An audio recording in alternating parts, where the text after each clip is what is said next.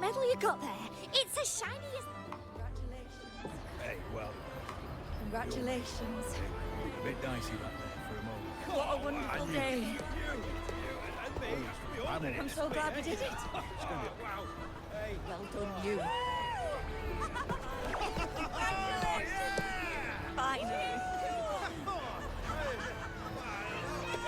May joy also be upon you, my friend.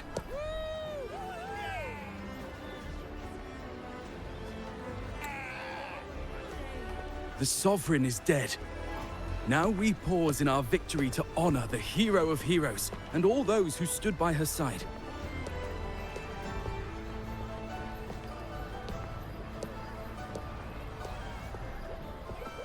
I am Bruno, Master of Ceremonies for the occasion. I had hoped to greet you alongside Augusta, but she was called away. The Senate insists on wasting her time with their trifles. We wish to bestow upon you the honor of Rosebearer. Roses symbolize our glory and triumph, to be shared with all who are gathered here.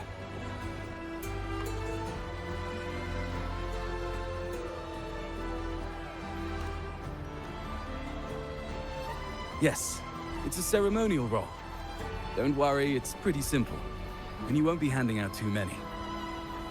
At the height of the celebration, everyone will toss their petals into the air. We will all shower in the flowers. Congratulations. Your task will be to distribute the petals beforehand. Wonderful day. You have been chosen by the people, but you are held in the highest regard. Well done, you. The people of Septimont gave their all on the battlefield. Now, Finally. after fighting side by side, we'll share honey and wine beneath a rain of petals. You are our first non-local Rosebearer, but I believe you were already chosen the moment you cut through the Dark Tide's miasma. Without you, the Sovereign's defeat would not have been possible.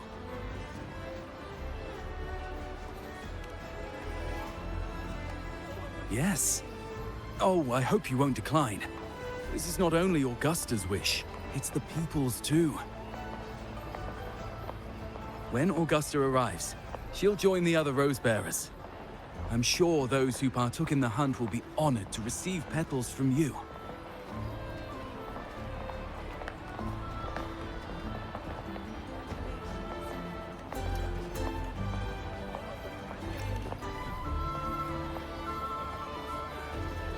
Very well. I'll leave it in your capable hands. As for who you choose and how, trust your instincts. It's just like a toast or a priestess's oration. All part of the celebration. No need to overthink it. Now, enjoy.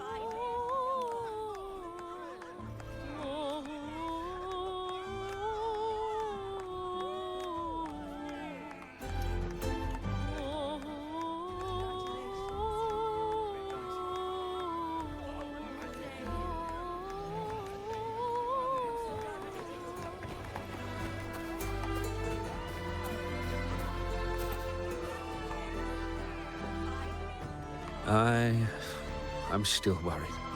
The Paradise was stopped, right? But the Dark Tide isn't gone for good. The Sovereign's gone. But what if something worse is waiting for us? You're hopeless. So what if tomorrow's uncertain? Does that mean tonight doesn't matter?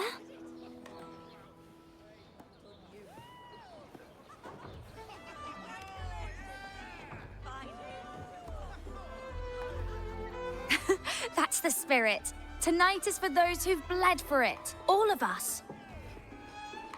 Speaking of which, Rover, you're here early. Got a little something for us? Oh, knew it! You were always gonna be one of the rose bearers. Ah, the fragrance really makes the glory linger. Thank you. Be sure to save some for those who fought by your side. If I were them, I'd gather petals from every bearer, then, when you least expect it, give you a small surprise.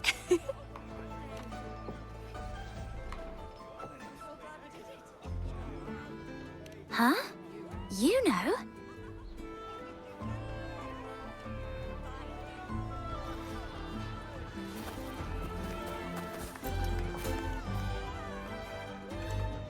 To Septimons!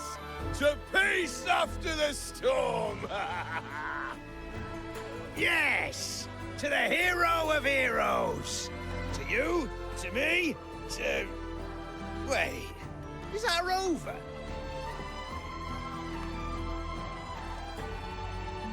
Oh, good! When the time comes, I'll hurl the glory eye and let the wind carry it far.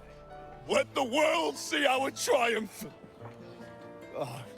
Since you're here, anything you want to drink? Speak up! Theseus and I'll take care of it.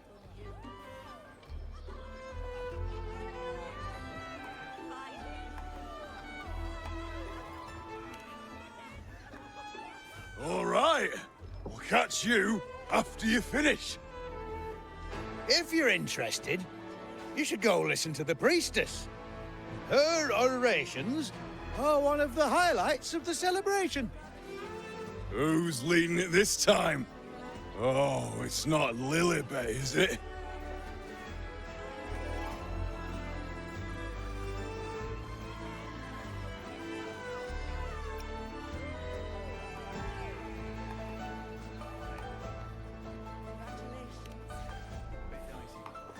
There's not much left.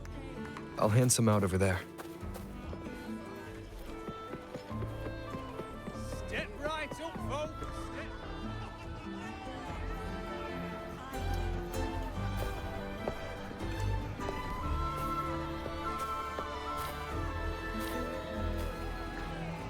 Looks like the oration they mentioned. Yeah. Oh, yes. I thought for sure it'd be Yuno at an event like this. Well, guess I'll catch her later. Yes. I fear that until Grandmother Lilibet finds a gifted successor, we shall not glimpse further into Septimon's future. By the light and fate above us, we are but apprentices carving insights into stone, passing their words along.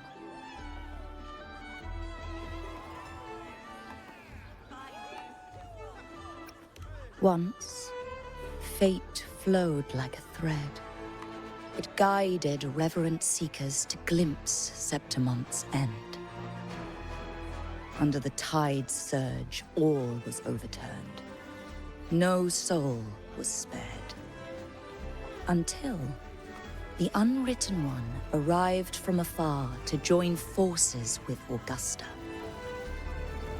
With the Chorosaurus as bait, he cut through the dark tide's miasma to reveal the truth. With the false sovereign's blood, a new ruler was crowned. The prophesied end was averted, thanks to Augusta and the Unwritten One. From now on, fear no longer grips me. The dark tide retreats into the forgotten night, and countless souls drink from pure waters again. The new hero of heroes, Augusta, shall lead Septimont into a new age. Thus, the present now aligns with the prophecy Grandmother Lilibet once foresaw in Septimont's auguries. Prophecy of the end, and how we managed to lure the Sovereign out. The order and the story are right, but something's missing. You speak of me and Augusta, but what of Yuno? Who is Yuno?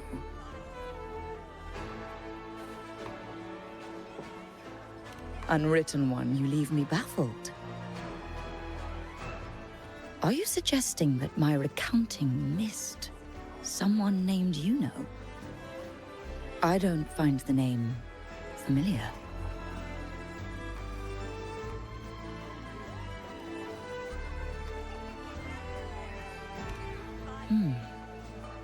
I should know this Yuno you speak of, yes?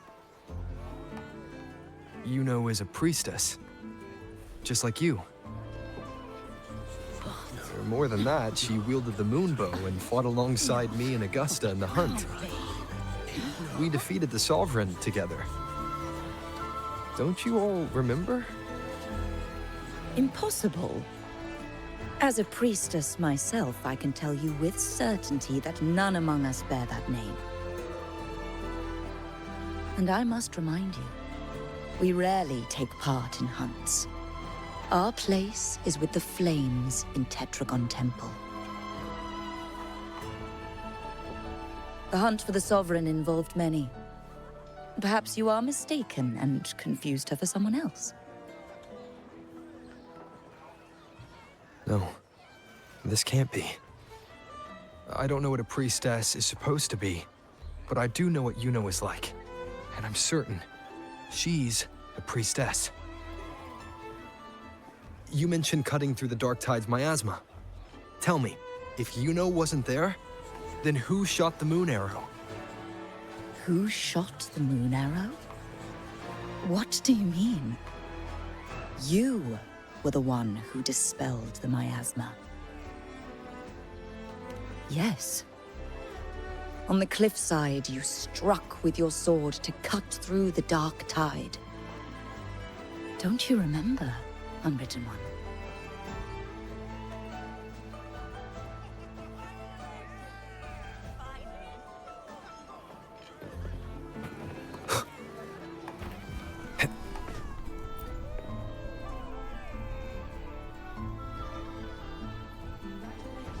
Their accounts are all true, except when it comes to Yuno.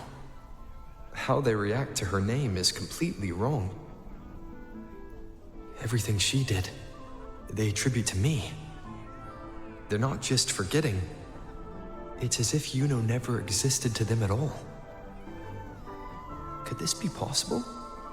This distortion in perception? Is it a remnant of the Sovereign's power, or is this the work of the Fraxidus again? I heard what you said to the priestess. No, I've never even heard of her. You should know, I've been stationed in this camp longer than most. Memory ain't bad either. Been thinking, maybe the Dark Tide's crawled into your head. Could be you're suffering from dissociation. A side effect of all that exposure. Word is, people who get too close end up seeing things. Hallucinations, delusions, the works. Some of them go as far as thinking they see the dead. Or worse, some start calling themselves tacit discords. The Sovereign was built from the Dark Tide itself. Who knows what it swallowed before it came for us? Could be worse than what you're used to. You must be in its grip.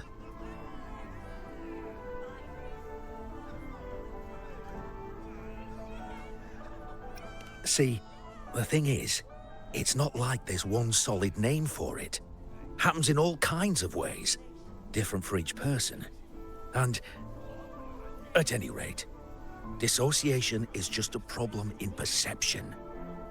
Some folks let it eat at them for life. Others know what's real and what ain't. They keep away from the dark tide. And before long, they start feeling all right. How are you feeling? You need to rest up a bit. Oh, looks like Augusta's finally here.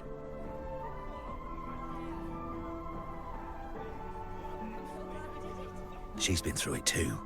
Faced the Sovereign just like you. If you're still doubting, maybe talk to her. Could help.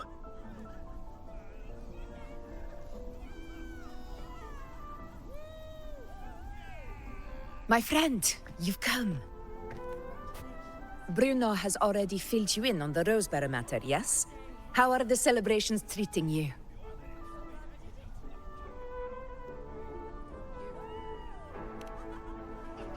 Augusta, do you remember Yuno? You know. Yes, she was often by your side. The one with the bow like the moon. She joined our hunt for the Sovereign.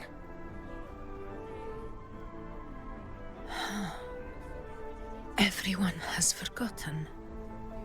No, that's not it. Everyone says they've never even seen her before. But you remember her. You remember everything that happened. You are certain she is real, and cannot exist in your memories alone. I know what you're feeling, because I felt it too.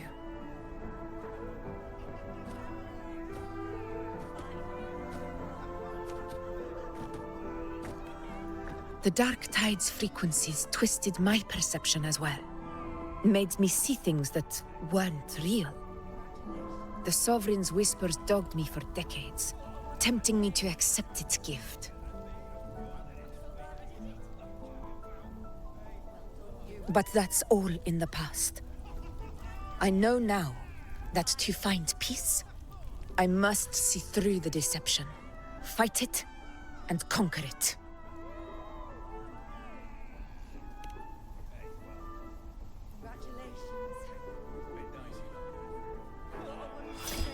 Because of my sword. It reflects everything that happened in Murma's town. Existence always leaves a trace. Beyond feeling, memory, and perception. Is there anything that can prove this Yuno isn't an illusion?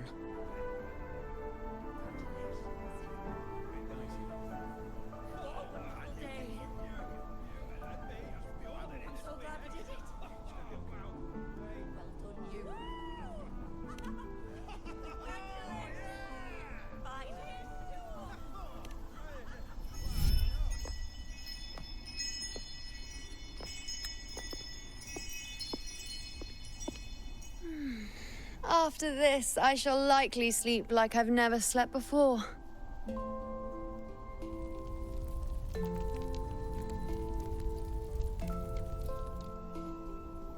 Say, I heard the Montelli family imported some device that aids sleep.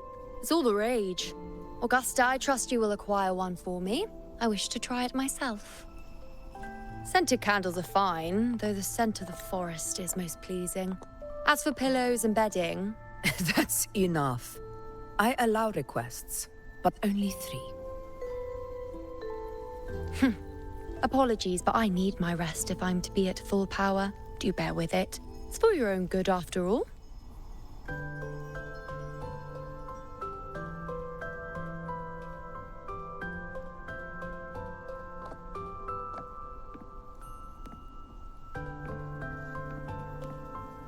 And you, Unwritten One, were I to indulge in a bit of selfishness, you'd forgive me, wouldn't you?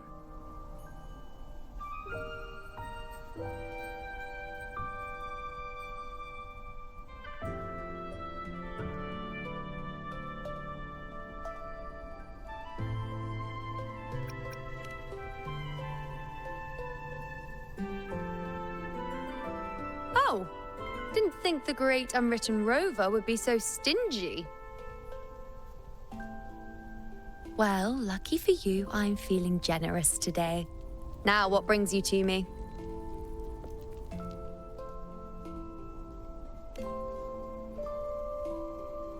Really? You've traveled all this way just to return what I gave you, is that it? Was it truly such a burden for you?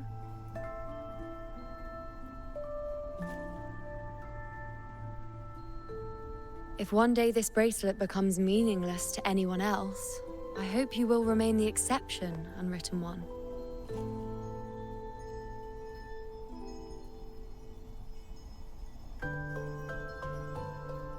But perhaps in that distant future, forgetting might prove far easier than remembering. Never mind. In any case, you are not to return it. It's something I've carried with me ever since I was bestowed the title of priestess. Keep it for me, if only as a keepsake.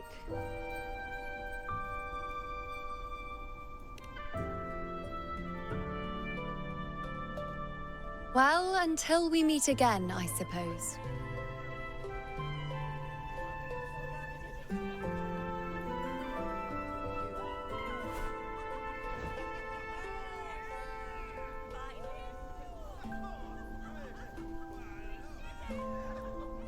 This bracelet belongs to Yuno.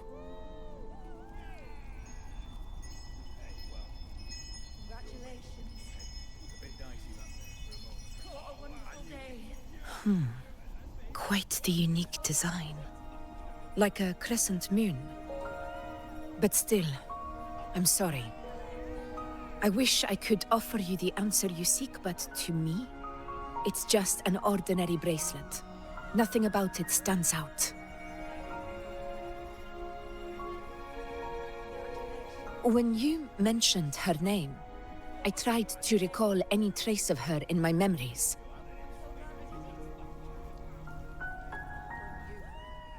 But there is nothing. What has passed is clear, and she feels like an extra piece to a puzzle. One that doesn't quite fit.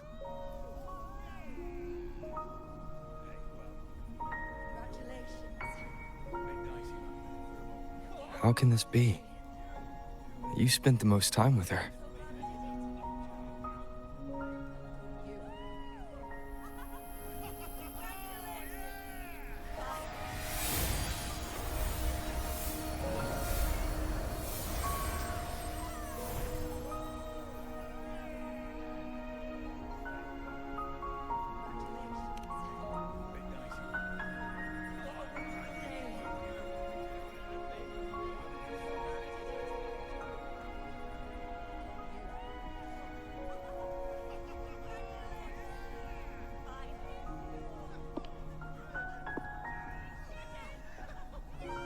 Rover, wait!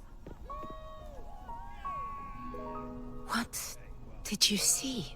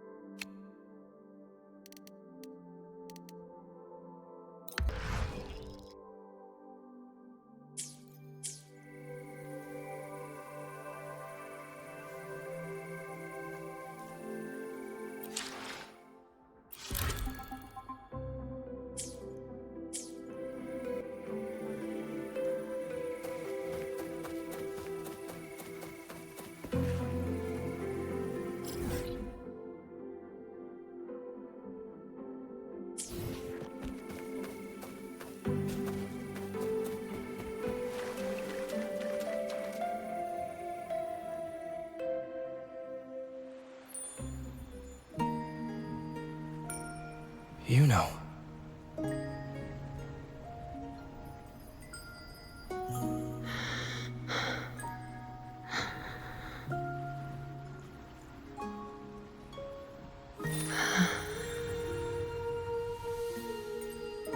Of course. Only you would be the exception. So, you've known this all along? A death that shouldn't have happened. Traded for an unforetold victory. A fair deal. Now...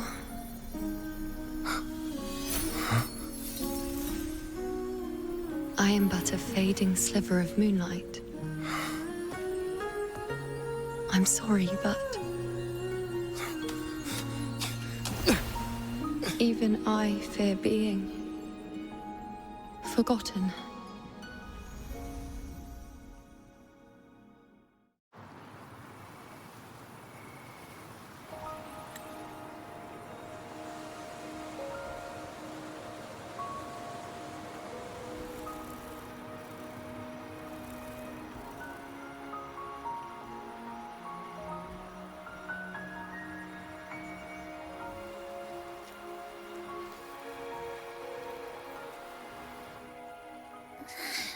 Hey, Rover.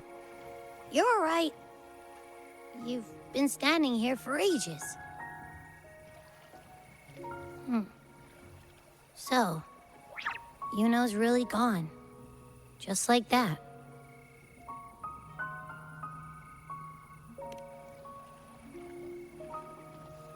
Well, duh.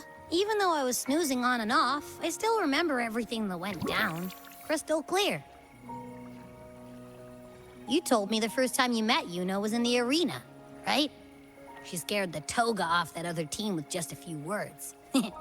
Intimidating stuff. But when I actually met her, she was...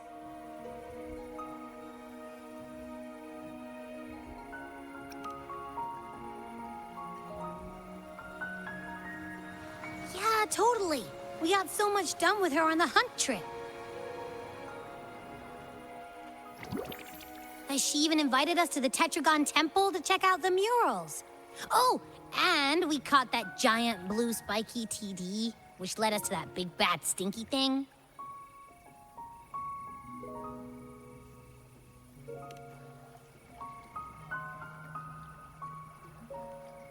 Yep, and I'm pretty sure she was the one who took that moon bow and blasted the Dark Tide wide open. Not you, not anyone else. And that bracelet. She gave it to us to lure out that nasty big fella. Even asked us to keep it for her. So it doesn't matter whatever anyone else thinks. Or what happened to her. You remember her. And I do too. It wasn't some made-up crap.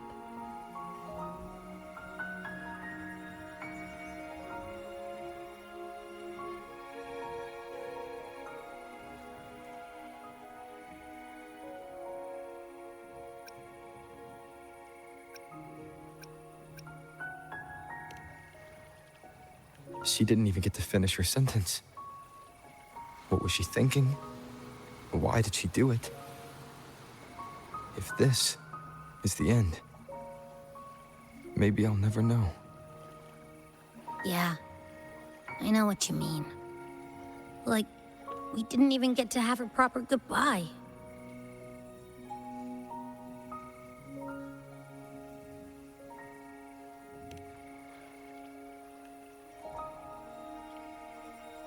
I don't care if Yuno foresaw her fate and chose this path for herself.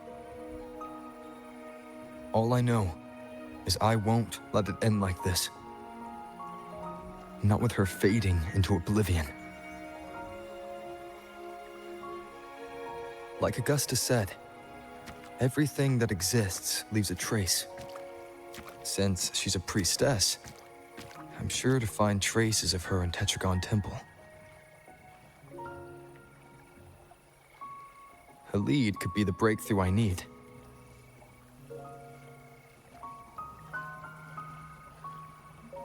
That's the spirit!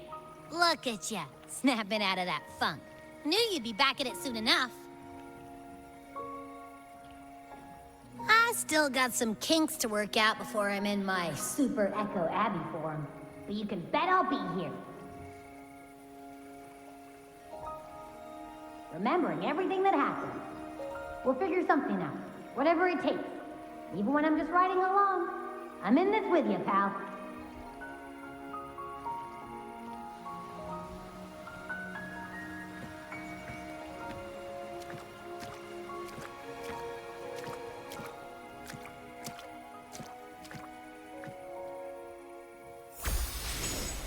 One with the sounds.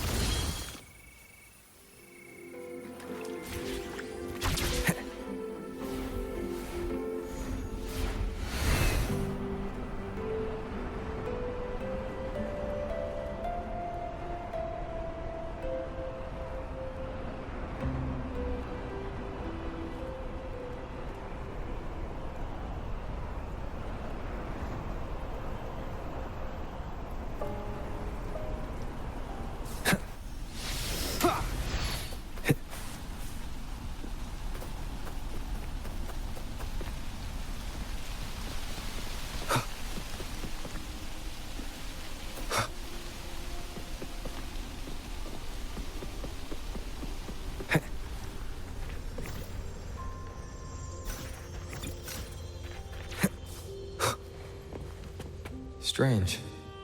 Lilibet and the other priestesses aren't here. The temple seems empty. Huh.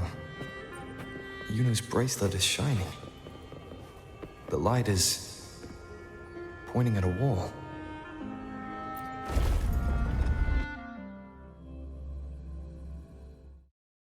Where could this lead?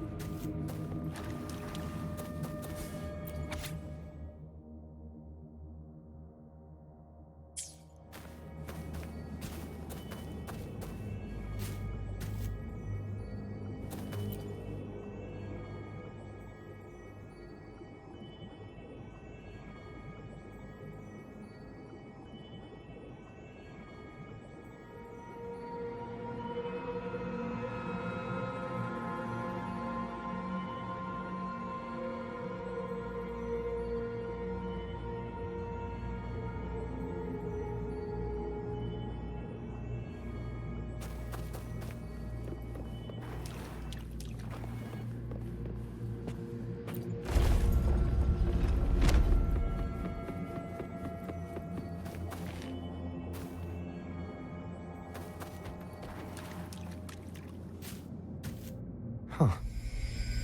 The mural changed.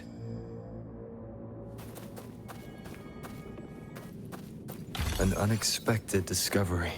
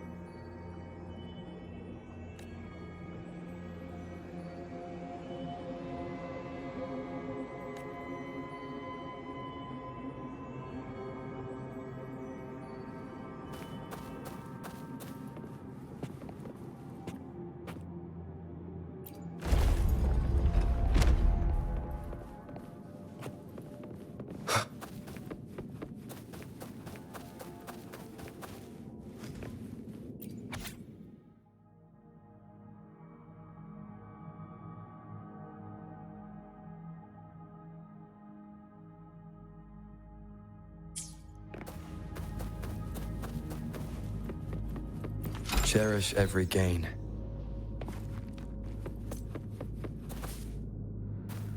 Is this rewriting what was? Or revealing what should have been?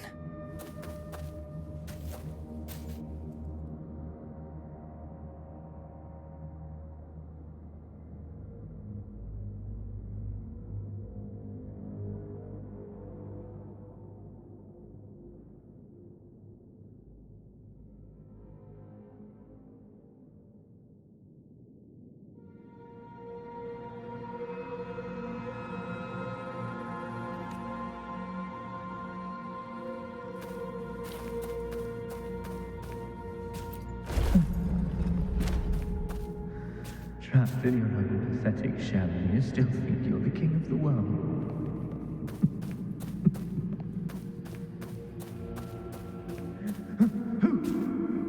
Who's there? Show yourself! Yes. Yes. I've been waiting for this moment.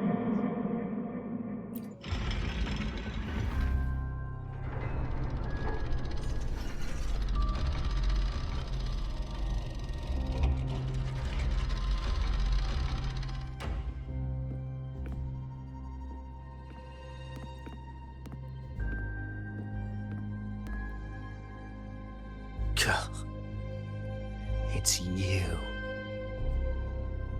The person I need to lure fails to show, and now you're here to mock me. Is that it?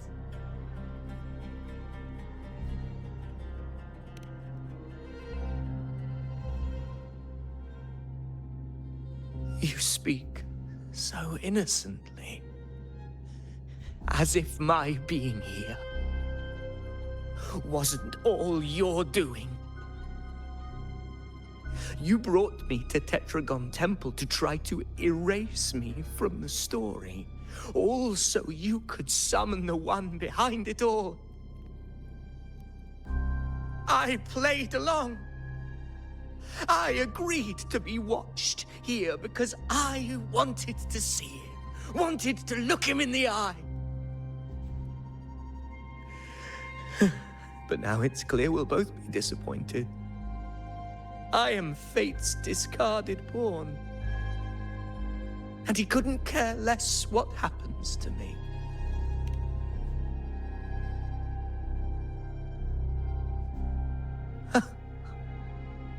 There's no one else here. No need to put on an act. He doesn't look like he's lying. But this is the first time I've been here. Priestesses? Tetragon Temple?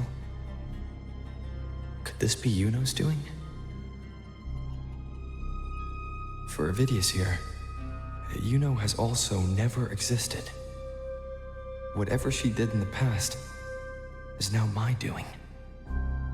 That's why he thinks I'm behind all this.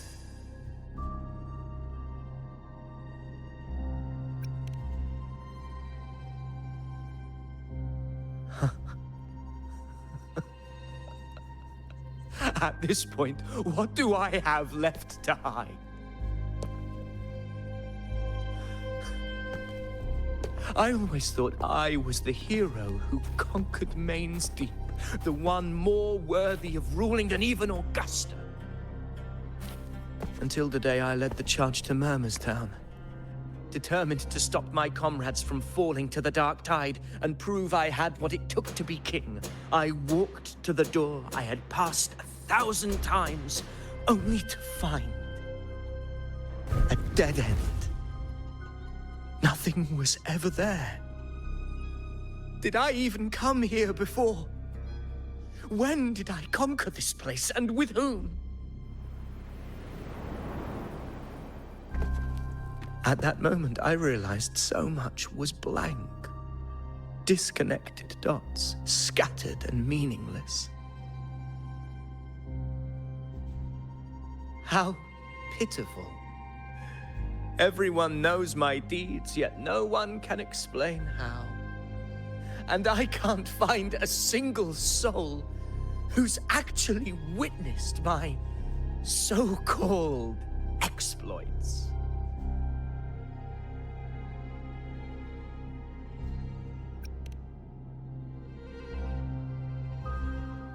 Yes. So I tore through my memories until I saw a hand holding a feathered quill. It wrote everything about me from the moment I was born.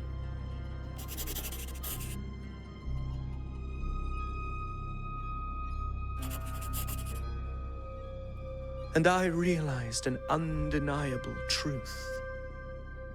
Existence is anchored in connection, feeling, and memory. They are its very manifestation. So if someone uses their resonance ability to fabricate a memory of the hero of heroes everyone expects and convinces them it's real, does such a fabricated person really exist? And what of you? The one they call the Unwritten One. An undefined, unknowable void that can anchor unimaginable connections. Imagine the existence that could emerge.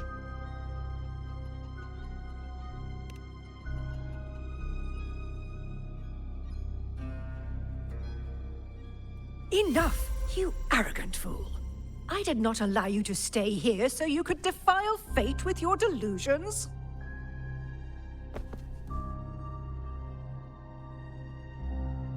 Please excuse this disturbance, Unwritten One. Whatever you need to say, we'll discuss it back in the hall.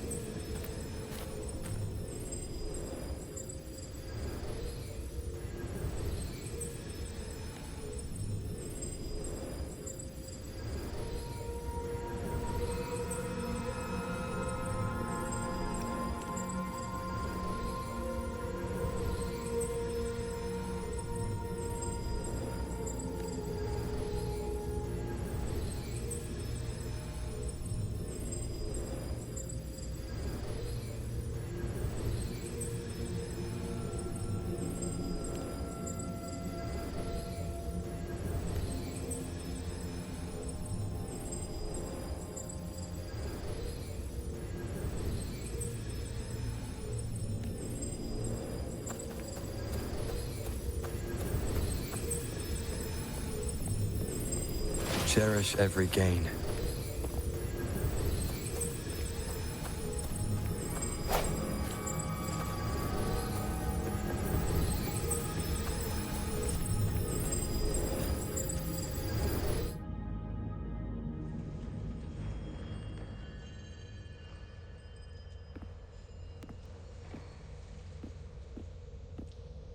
My apologies.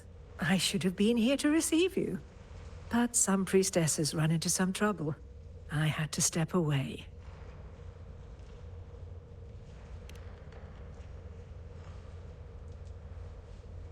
Simply put, aside from what's already been verified, we can no longer see any other of Septimon's auguries. The full scope has always been out of reach, but this feeling of being blocked by an impenetrable white barrier is something I've never encountered. It's as if there's nothing there at all.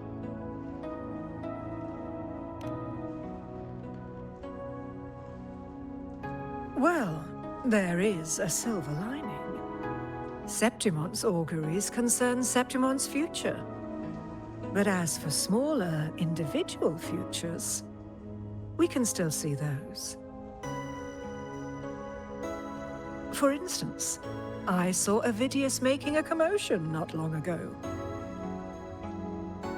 But let's talk about why you are here first. Augusta mentioned your situation and said you might come looking for me. You seek help in finding a priestess by the name of Yuno.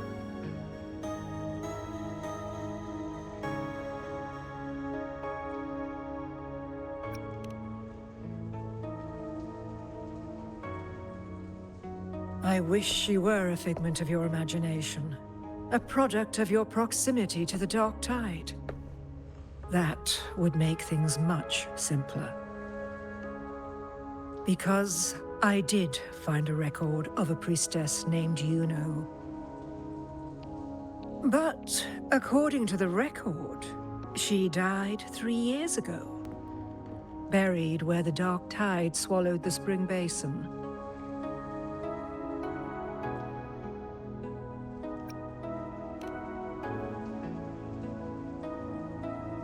You must understand, death and disappearance are two different concepts. If Yuno truly died 3 years ago, then she couldn't have been your companion 3 years later, let alone have existed up until today. In other words, if Yuno disappeared today and was erased from the memories of Augusta, myself, and everyone else, then the death 3 years ago must have been a fabrication.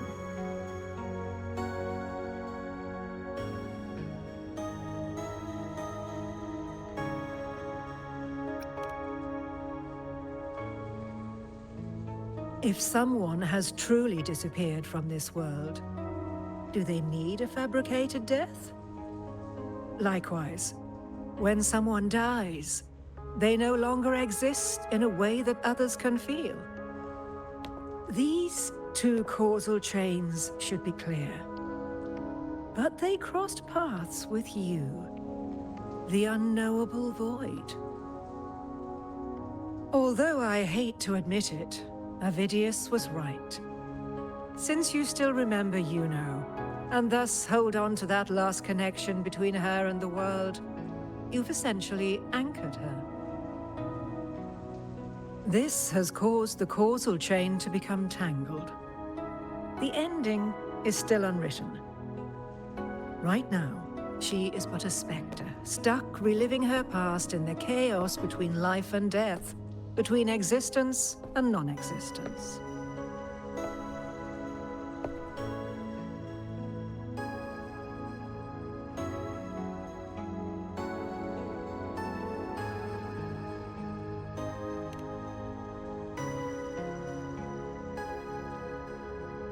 In theory, yes. You could forget her, let her disappear entirely. Or you could forget her and let her die for good.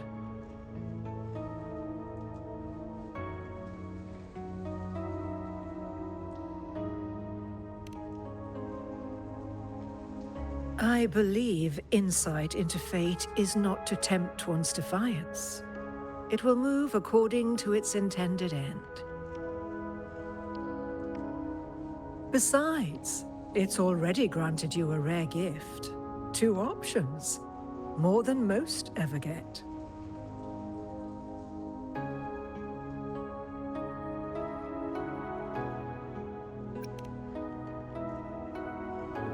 So you wish to use yourself as a vessel? To anchor the memories, feelings, and connections with Yuno in the chaos, manifesting her back into existence. Anchor, manifest, whatever you want to call it. All I know is Yuno's not gone because of me. So why shouldn't I be able to bring her back? If I can tangle the causal chain, why can't I create a new possibility?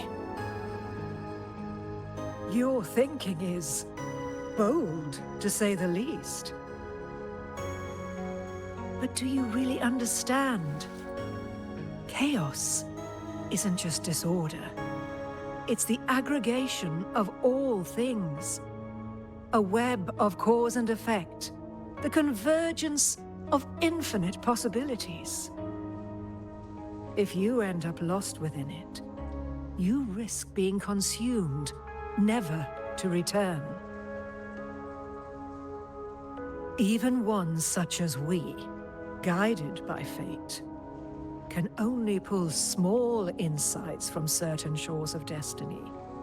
What if you enter only to find that you cannot bring Yuno back?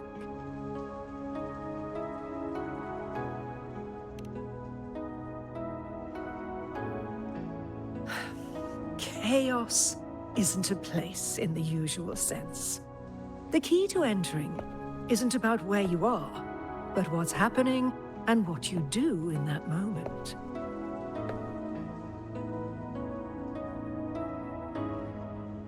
I suspect that 3 years ago, this priestess must have done something that defied fate, which set the course for her inevitable disappearance. If you can get close to that inescapable knot in the causal chain, maybe you'll find a way in.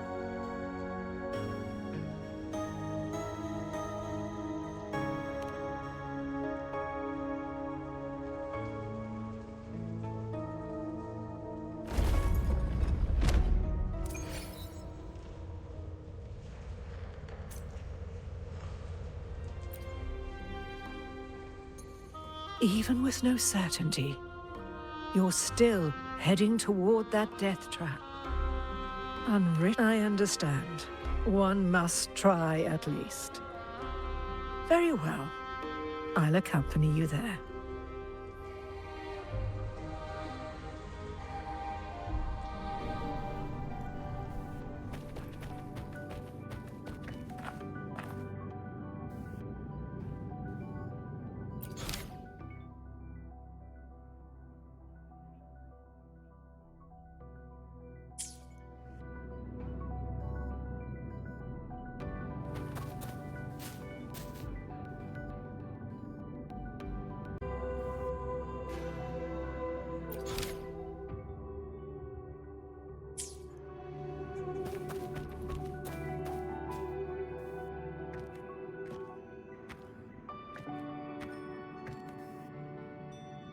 We're here. This is where the record says she died 3 years ago.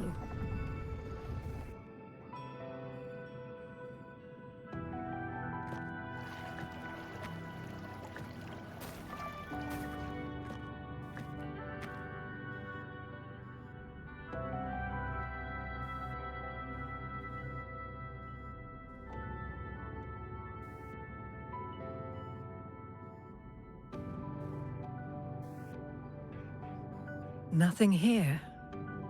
Well, that's okay. You tried, Unwritten One.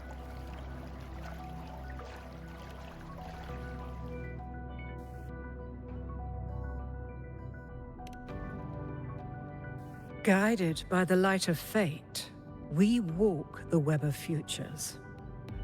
Many seek prophecies to follow or to break free from, all in pursuit of harmonious completeness.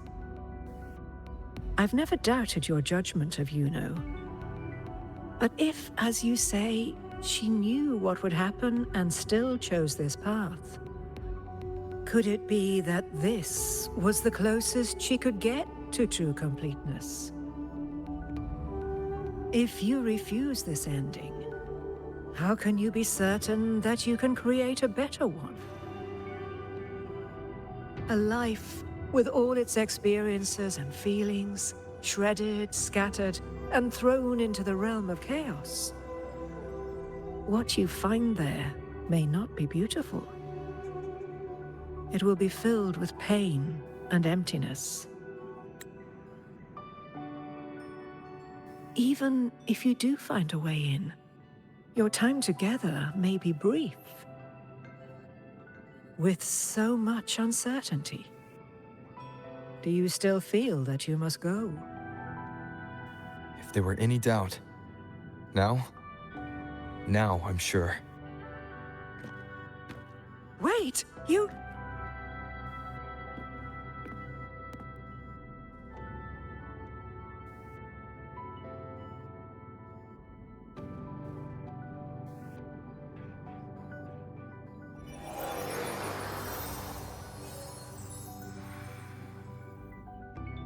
I'm not rejecting the ending Yuno wrote. I just want to fix the regret she left behind.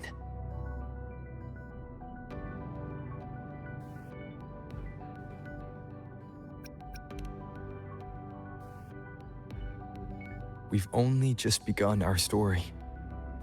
The future I want is one where she's there with all of us. Forgetting may be easier than remembering. But let that be the choice of someone alive, not one who's already gone. Right now, I don't want to lose anything I still have.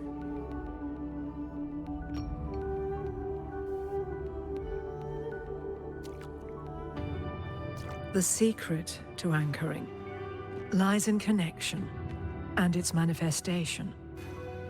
If you find what remains of her in the chaos, and she responds to you, then follow her guidance, for that will be the only fragile rope connecting you, her, and this world.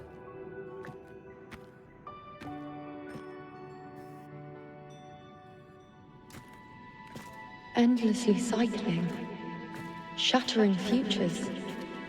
Is this chaos?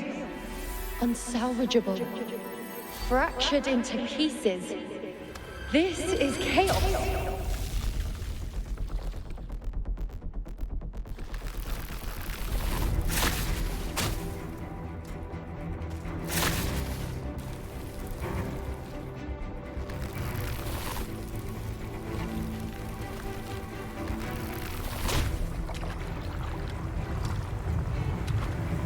Countless possibilities, both true and not true. This is chaos. Until every anchor is revealed, laid bare in the light.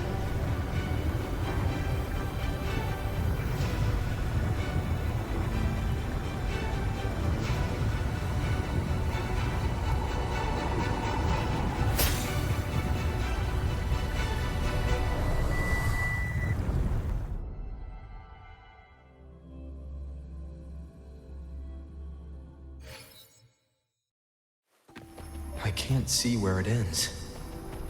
Can't tell where I am either. Is this the chaos between life and death? Between existence and non-existence?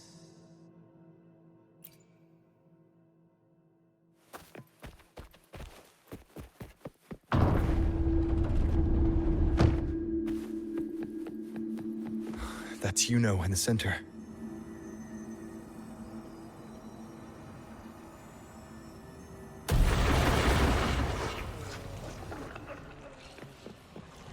Wind, guide me.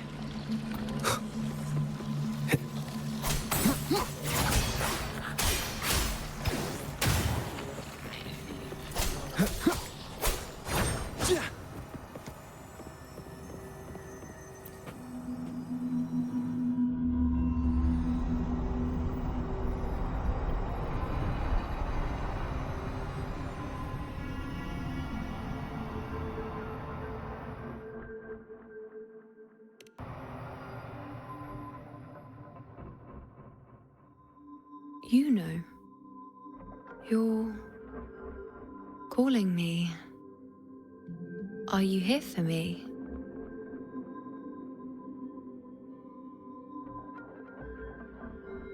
Why would someone be looking for me? She looks the same as she did when she faded away. A sliver of moonlight. How long has she been lost in this chaos?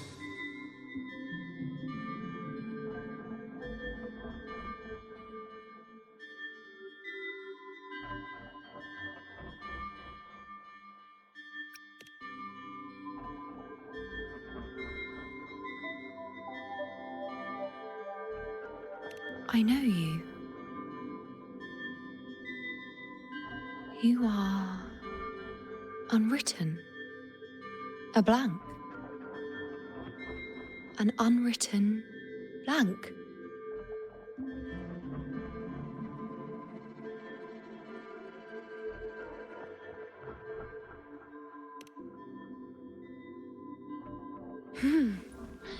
Unwritten.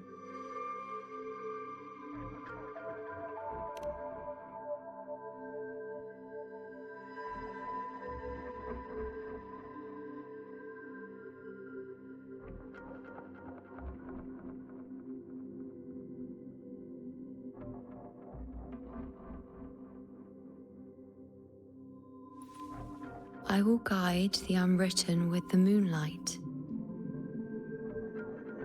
to find more of me. She responded to me. Now, she's guiding me.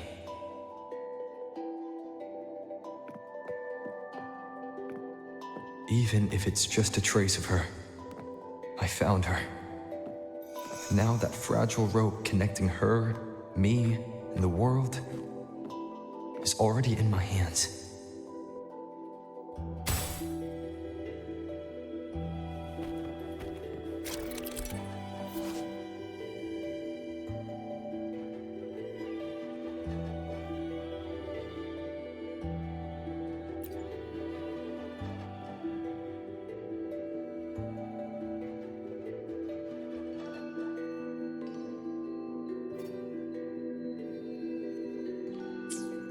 Where are you taking me? Just don't let go of my hand.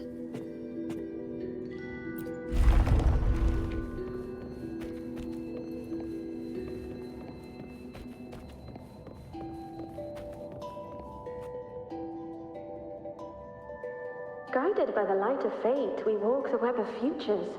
Grandmother Lilibet has already prophesied her successor. Yuno, born in a lunar eclipse, will become a prodigy priestess. Wait, Sibylla's Yuno? I know that girl. Wild and dramatic. She's just won a handful of matches. Do you really think she'll come to Tetragon Temple? Her mother is a former gladiator champion, and her father a famed blacksmith. She's already from a highly respectable family. And she is skilled with a bow. Maybe she'll just want to be the next champion, you know? She is spoiled for choice. The prophecy can't be wrong. Grandmother Lilibet's already seen it. She'll resonate with the moon's phases. That's a huge honor. Not just anyone can see fate's patterns, and she'll be able to see it more clearly than the rest of us. It's our duty to share visions of the future, to guide Septimont and its people forward. Such glory. She won't refuse, and she shouldn't. This is the past, where my existence left its mark. I see. Grandmother Lilibet said that the key to anchoring lies in connection and its manifestation. Let's try to find more.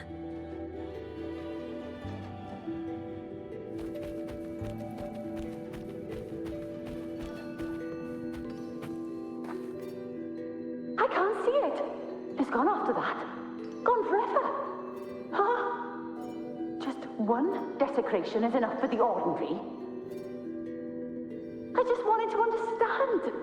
To look at it. To see the blinding flames. I was so close to seeing the outcome. To tracing back the cause. You must be smarter than me. Stronger than me. Tell me. Did I do it right? Staring at the sun, burning with pain for that truth. Tell me, have I gone mad? Is it me who's gone mad?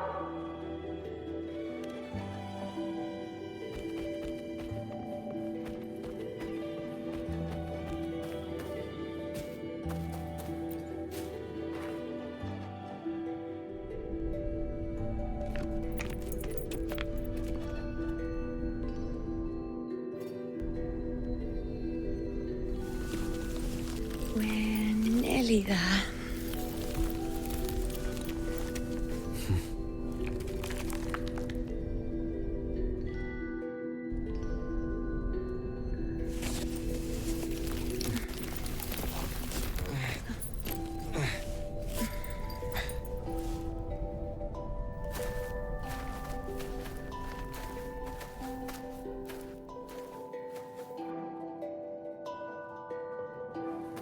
Let's go before chaos catches up to us. We keep moving. Alexandros. You're not falling here. Not now. Fighting the Dark Tide is the mission you were born for. The one you should be proud of.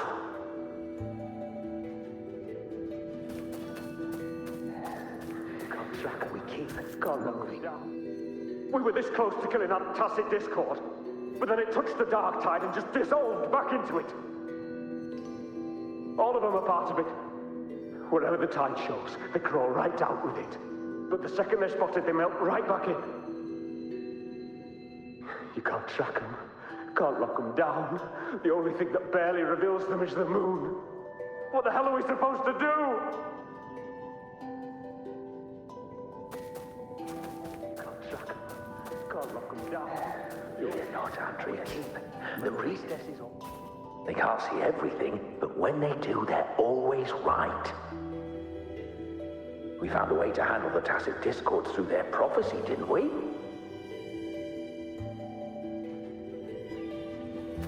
Fear not, Andreas. The priestess is all. Sibylla, wait! Are you crazy? Charging up alone is walking to your death. Think about your daughter. She's still waiting for you. Spare me your words. The entire Western defense rests on us. Do you have a better plan? As for death, of course I want to live. I fight not with death in mind, but victory. Yet if glory and death come hand in hand, so be it. Let the bells toll and mourn me when the time comes. Until that moment, I will not stop. Is this how it was? Or is this just my imagination?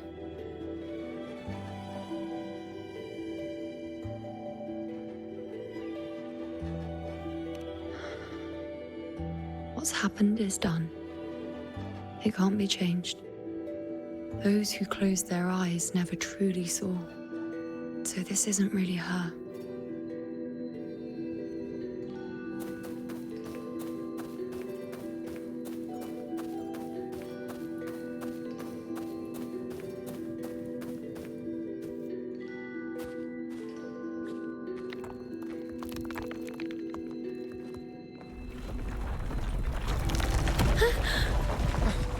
You know!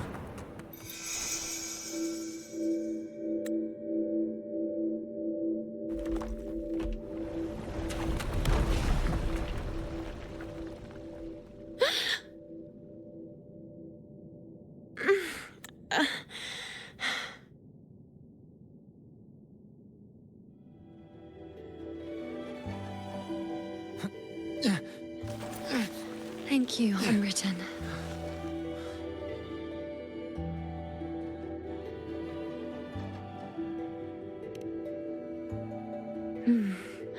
I won't let go. I don't want to let go.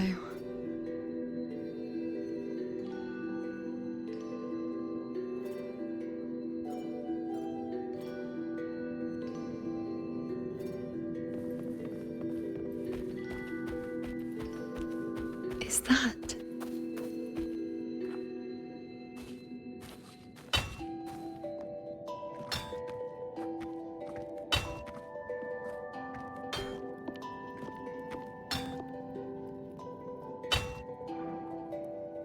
Ah, there you are.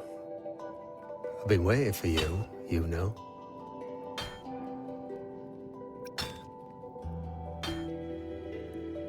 Her? Is there anyone else besides you here, you know?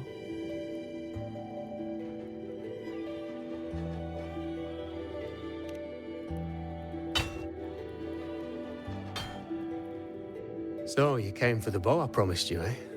Still want it?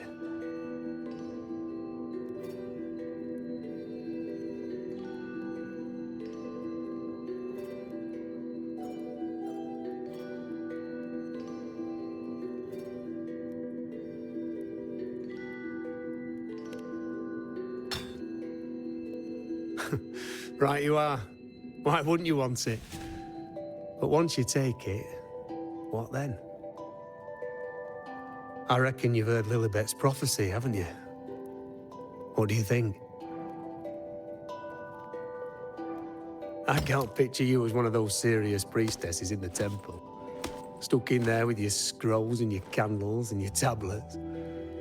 Doesn't seem right for someone with a spirit like yours. And if you really did become a priestess, well, this bow wouldn't be much use, would it? No time for it. Oh, you've got a gift that other priestesses could only dream of. Such a shame to waste it. And the warriors of Septimont need their priestesses. So do Septimont's auguries. Lilibet and the others still failed to foresee the entirety of the coming disaster.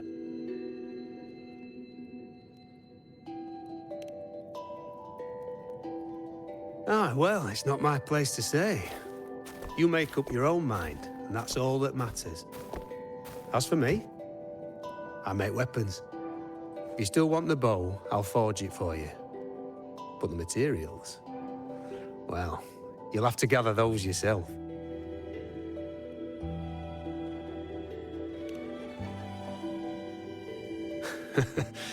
Forgetful today, are we? Didn't you say you wanted to craft a bow from your favorite Lunarum bow? Truth be told, making a bow isn't all that different from making anything else. You learn as much as you can, repeat it often enough, until you've shaped it just right. From nothing to something, to its final existence. That's how it's always been, eh? But like I said, if you still want it, you'll need to gather the materials first. When you've gathered enough Lunarum bow, you'll get your bow. And if you're not sure where to look for it...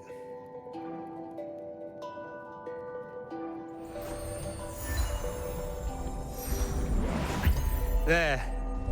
See it? Just head that way, and you'll see.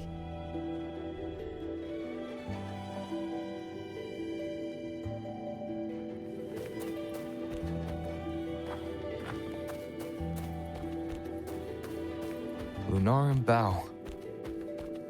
That's what the blacksmith mentioned. It looks just like what was used for your bow.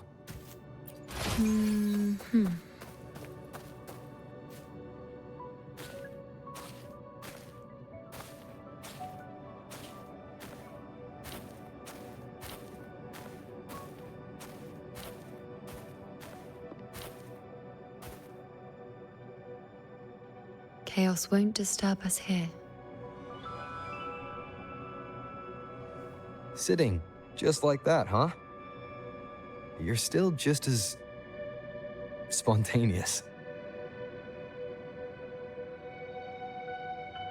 Shh, unwritten. It's time for a rest. Come sit with me.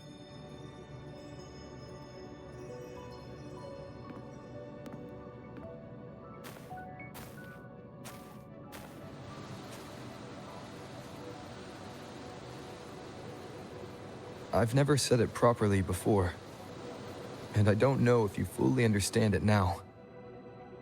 But now that I found you, I will bring you back. I won't stop until I do. Because you said it, I believe you. We rest to manifest what we've already found.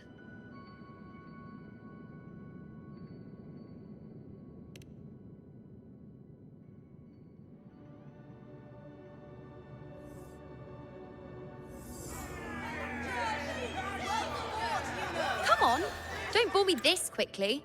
Show me what other tricks you've got up your sleeve. Victory? That's the only befitting outcome.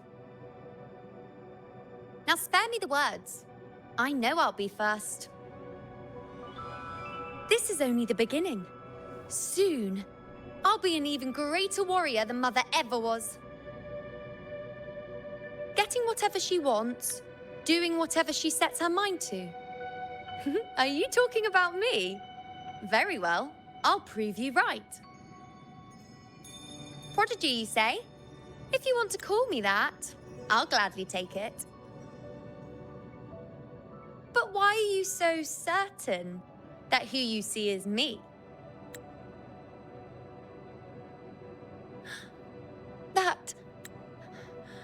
That was... Huh? They're gone now. Because this is fate's will. It has favored me more than others.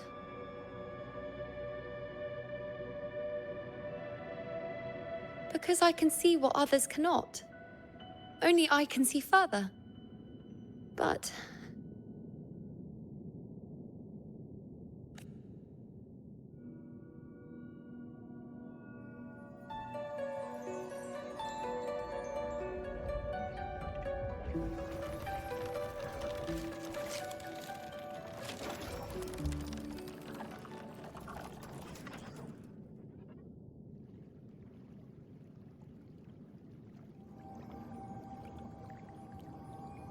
You look like you're recovering. So, after experiencing and feeling all that, you need to rest. Among Lunaran boughs, to make what's anchored become a part of you. Exactly. After manifestation, this is how I can absorb more. Only then can I find a more complete me. Unwritten, you are a clever one.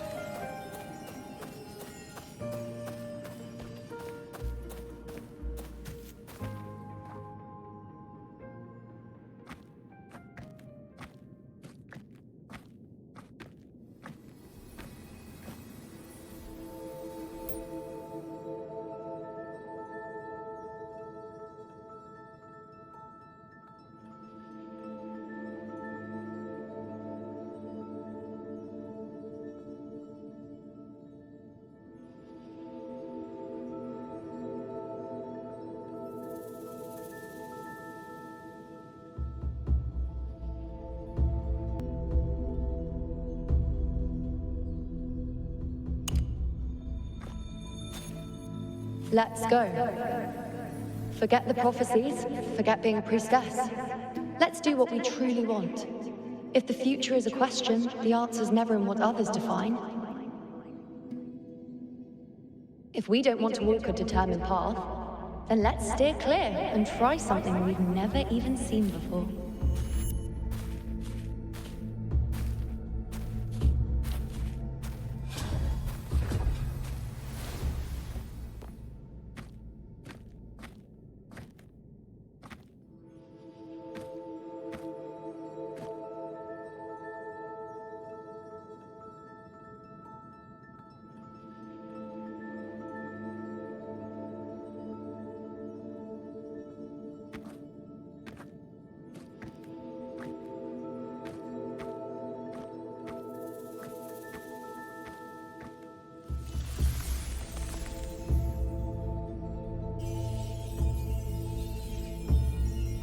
We can't continue the anchoring.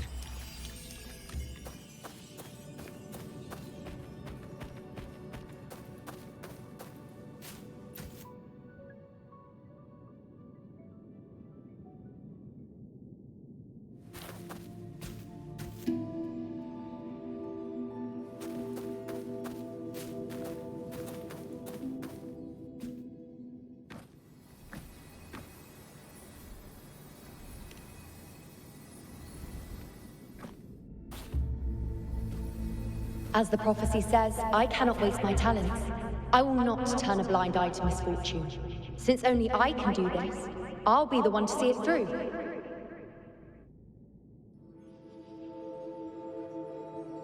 A gladiator or a priestess, what does it matter? I'll face fate and see just how far I can go.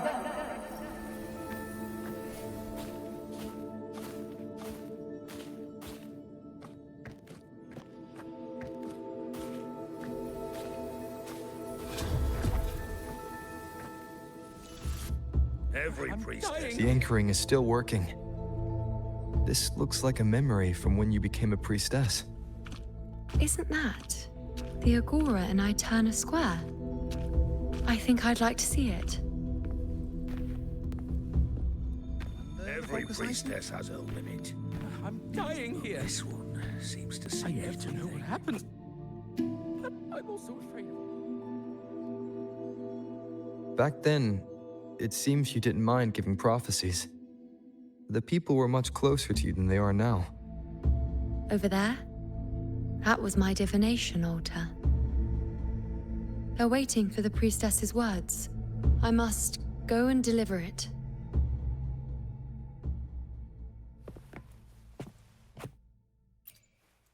There's no one by that altar.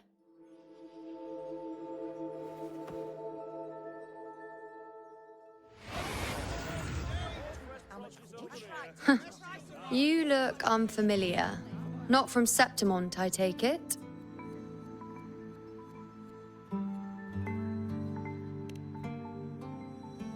Not bad. You even bothered to learn my name.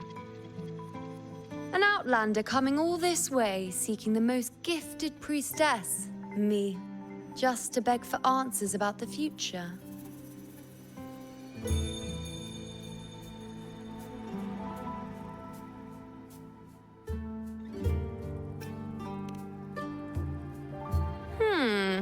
What's this about? How dreadfully complicated. But I suppose I can't fault your luck finding your way to me.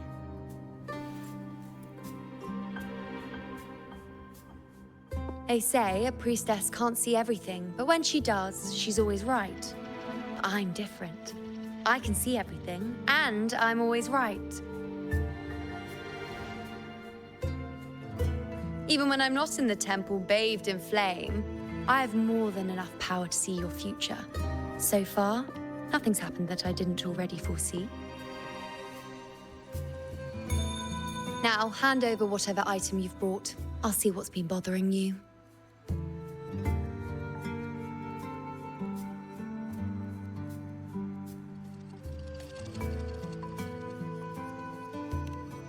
Oh, that's all right. I hope you're okay with me freestyling it then.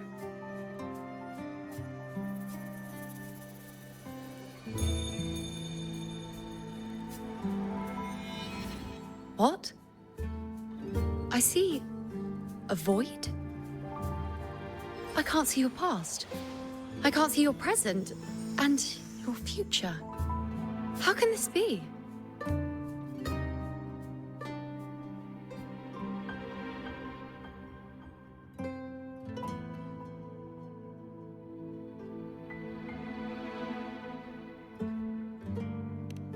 The Unwritten One.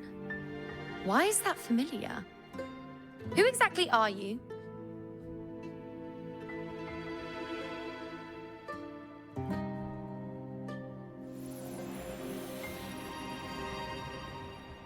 You? Why are you here? Isn't this Aeterna Square?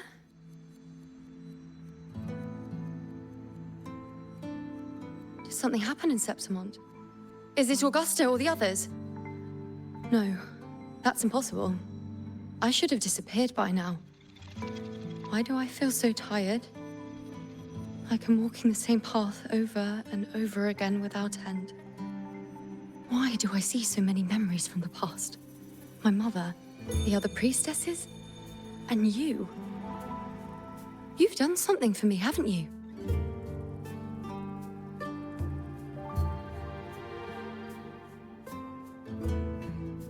Yes. We're in the chaos now. But you shouldn't be here. Neither should I. Why haven't I disappeared completely?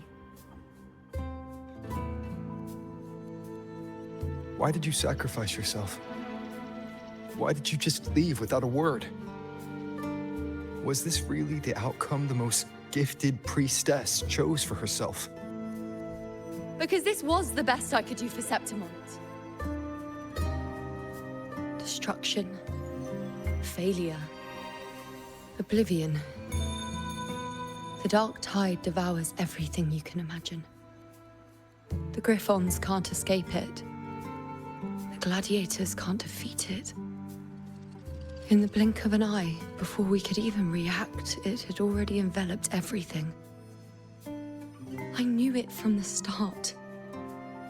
I knew 3 years ago I would turn everything I am into the moon arrow that would pin down the Sovereign.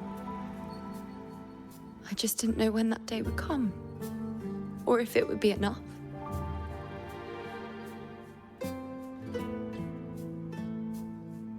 Until I saw you. You, the one who stood between me and the manipulating hand behind everything. Just like the faint light I once saw in the future.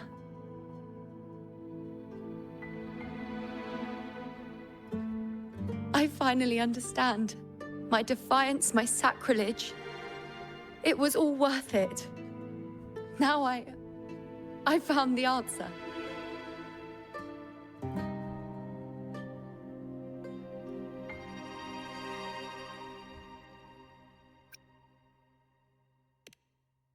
Whether it's because of the void I carry, or whatever else it may be, I still remember you. Your place in this world isn't over yet. I'm taking you out of this realm of chaos. You... It seems like I missed something. Something I didn't foresee. So the unwritten one from the future isn't happy with the ending I've changed and wants to rewrite it. The battle's still undecided. The war isn't finished yet. Is that it? Yes. You traded your existence to alter the prophecy. But I'll anchor your existence and rewrite your ending. If I've ever guided you before, then now, let me guide you one more time. Really? I'll entrust myself to you then. But be careful. Don't get lost in the chaos. And I shall put my best foot forward as well. We shall meet at the very end. Wait. Am I Yuno now? Hello, priestess. I've got the item here with me. I hope you can take a look for me.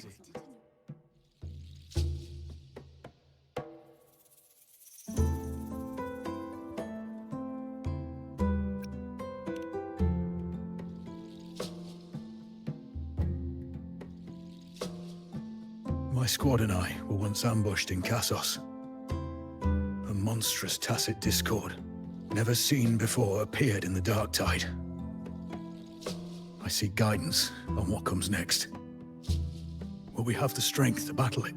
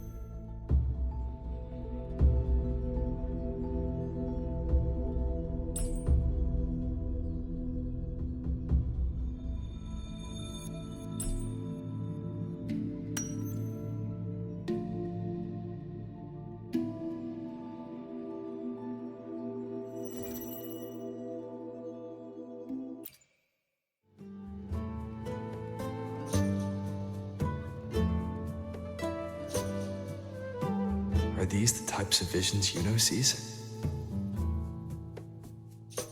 The broken horn, The spear piercing through the eye. Victory, cheering. You.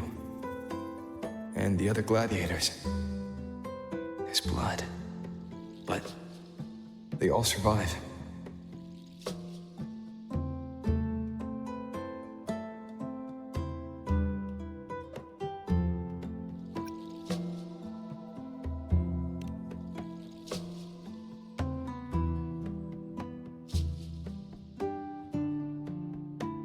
Seeing the outcome gives new information.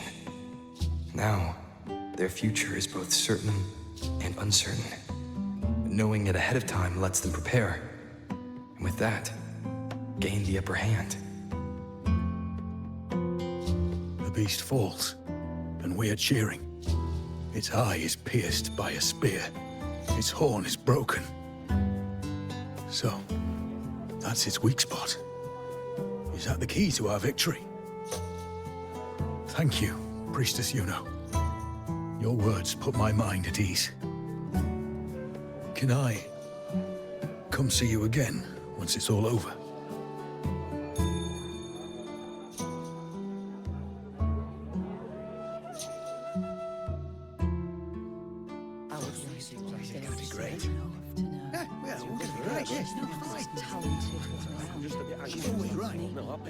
Priestess Yuno, I'm here with a bracelet my betrothed gave me.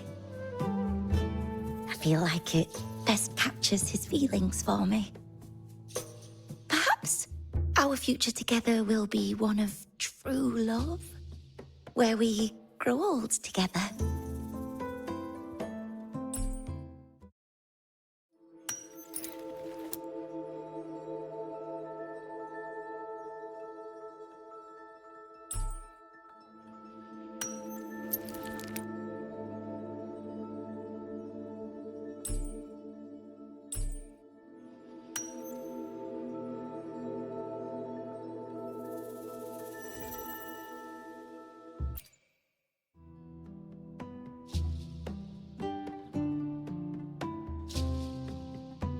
Pain or conflict, the confusion, shattered hopes. They don't look that old. Not much time has passed. Is that their child? It's not as clear as the last one. All I can tell is that their love doesn't end well. But it's obvious she's hoping for a better ending.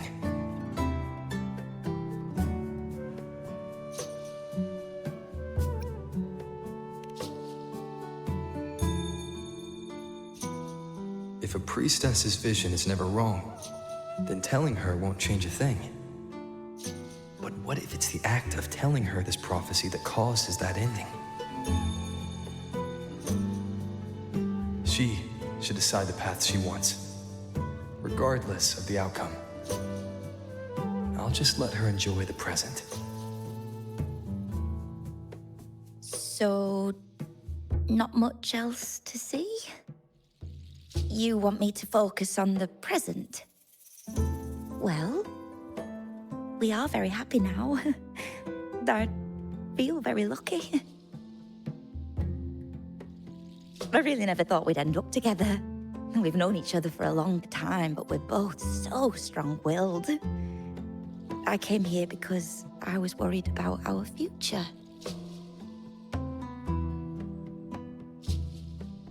What matters is that we're in love now. Whatever comes, I don't want to let him go. And thank you, Priestess Yuno. No matter what, thank you.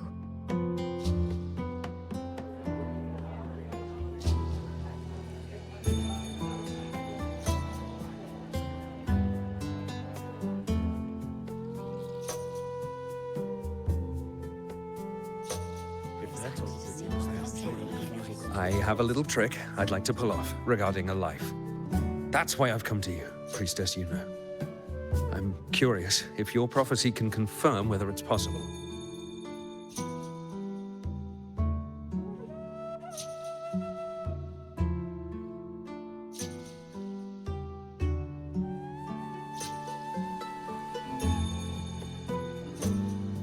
Have you never questioned whether it could be deceived or defied? I speak of fate, of course.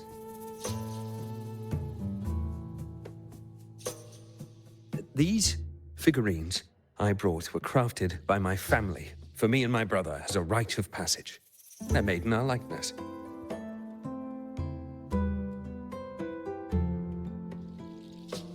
We're twins, but we walked two very different paths. Me, books and knowledge, and him, weapons and strength.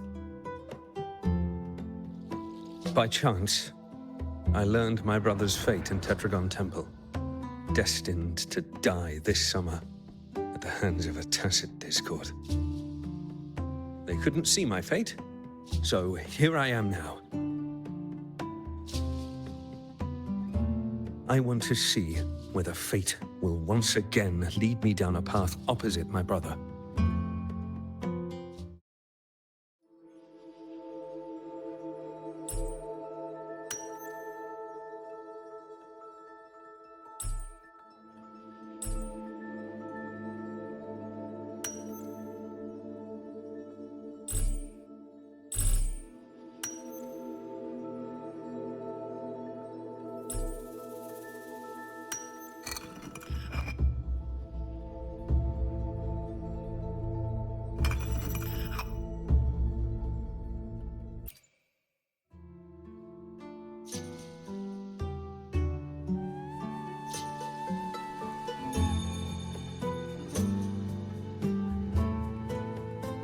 An older, more aged Nicholas. Peaceful. Dead at 50? No, at least 60.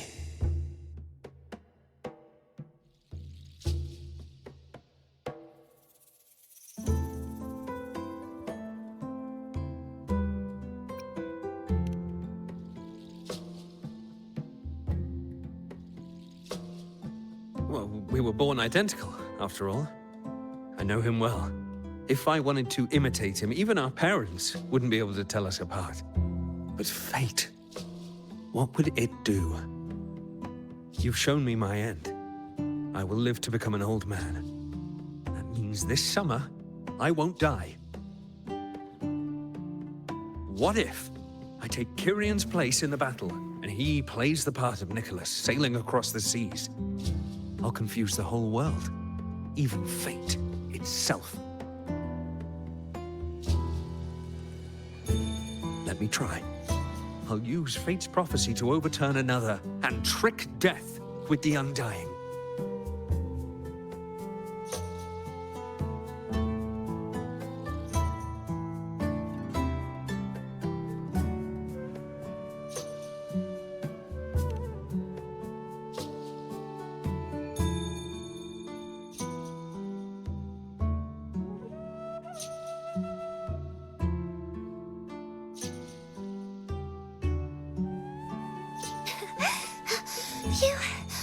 Priestess, is it true that if I give you the right thing, you can see everything?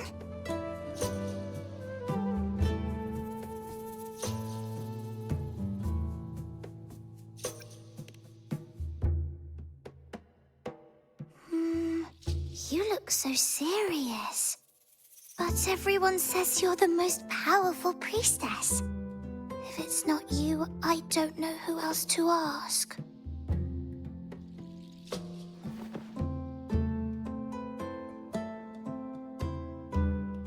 Look, Grandpa made this bottle. Can you see where he went? And what did he turn into? I want to find him quickly. He left so fast. He must have forgotten to tell me.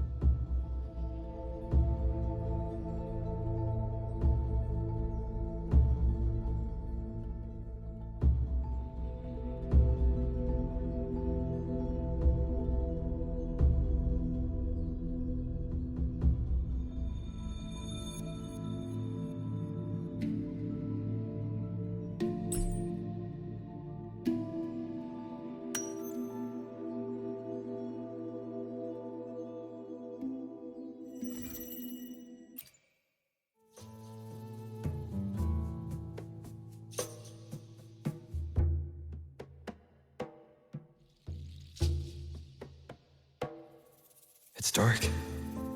Nothing but darkness. I don't see anything.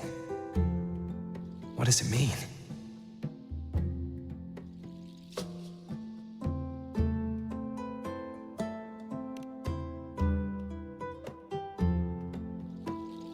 I see. The priestesses at the temple said they saw the same thing. They said when someone dies, their light goes out, and everything left is just pitch black.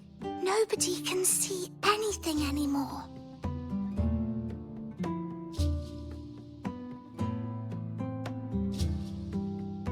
Yes, Grandpa was really sick and he died. But it's okay.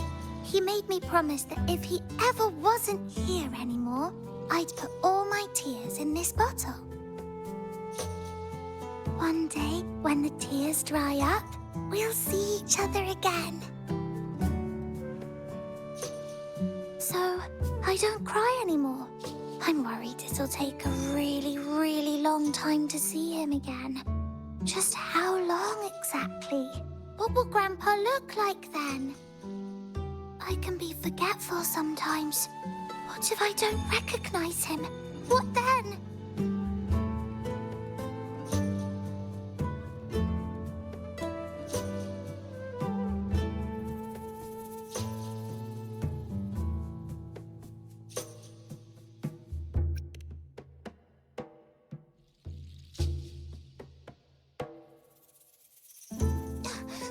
I don't believe it. I don't believe you. Grandpa didn't lie to me. Grandpa wouldn't lie to me. I must have given you the wrong thing. Or maybe you're just not as powerful as they say you are. I believed in all of you priestesses. That's why I came. But you don't believe me. It doesn't matter if you can see or not. I'm not giving up.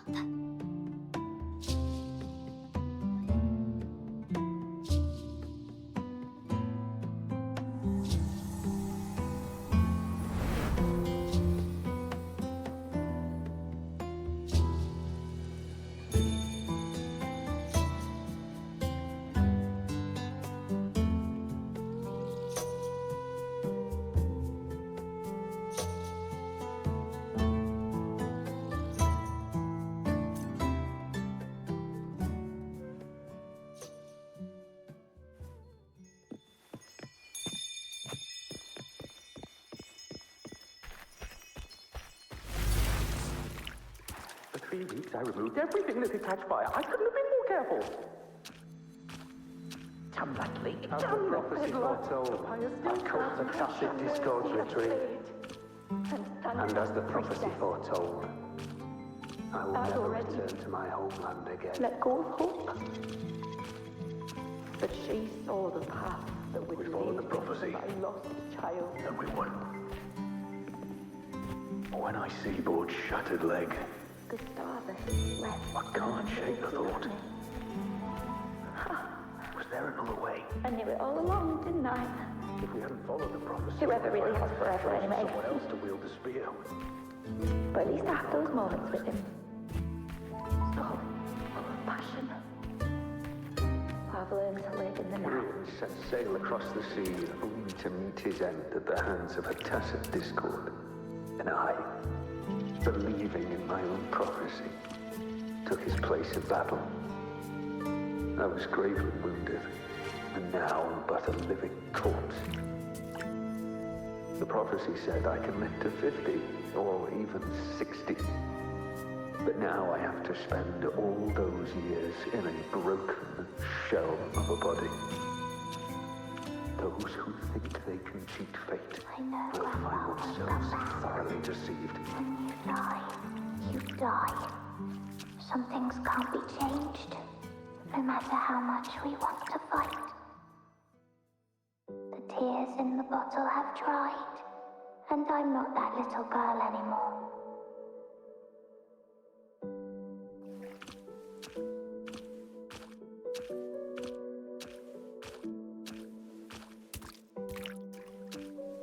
I know Grandpa won't come back.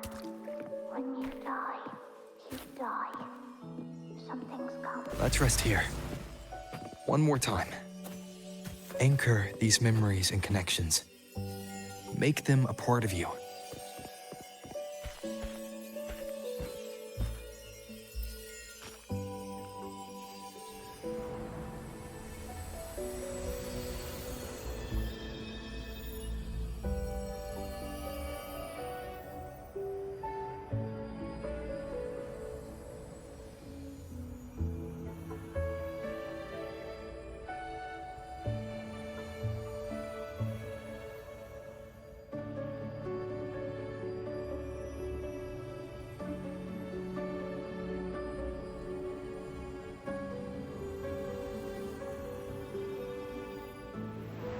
I can see further than anyone else.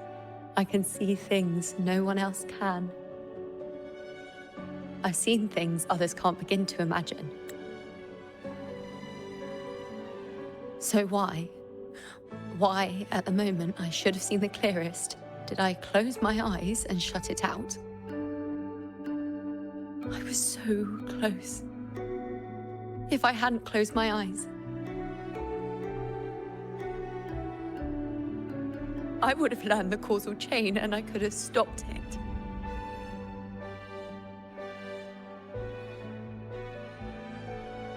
After that, I decided to keep my eyes wide open, no matter the cost.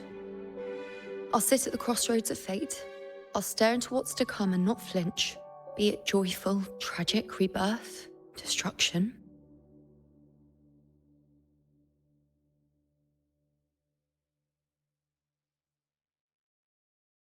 Until I see it all. Until I know everything. Because I am stronger than anyone else. This is something only I can do. But If the priestess's prophecies were really perfect, we could avoid all misfortune. If there is such a thing as fate, then misfortunes cannot be avoided. Just because you know the outcome doesn't mean the journey isn't worth it. If life is destined to follow a predetermined path, does it even matter if we know our fate?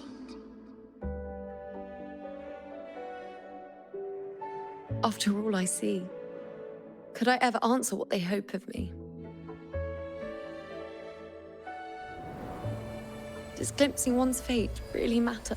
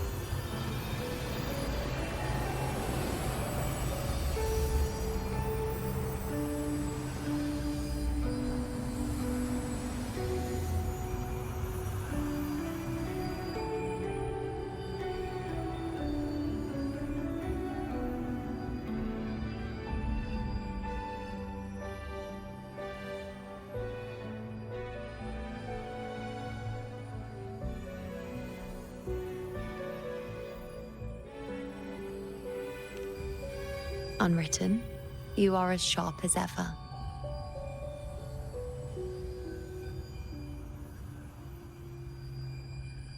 Seeing is simple, but facing what you see isn't.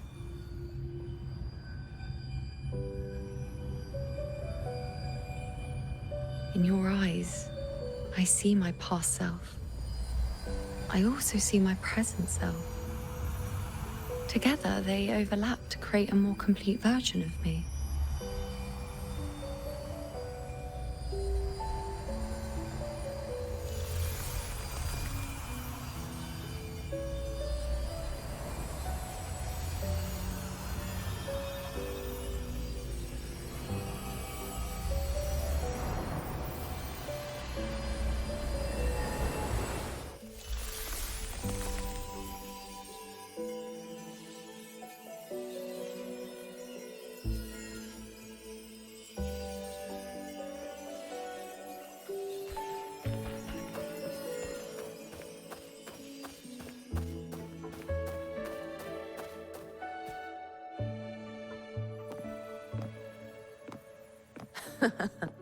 Still giving prophecies, you know.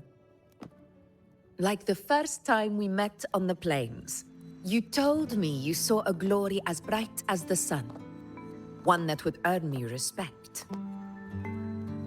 Truth be told, I didn't think much of your words back then.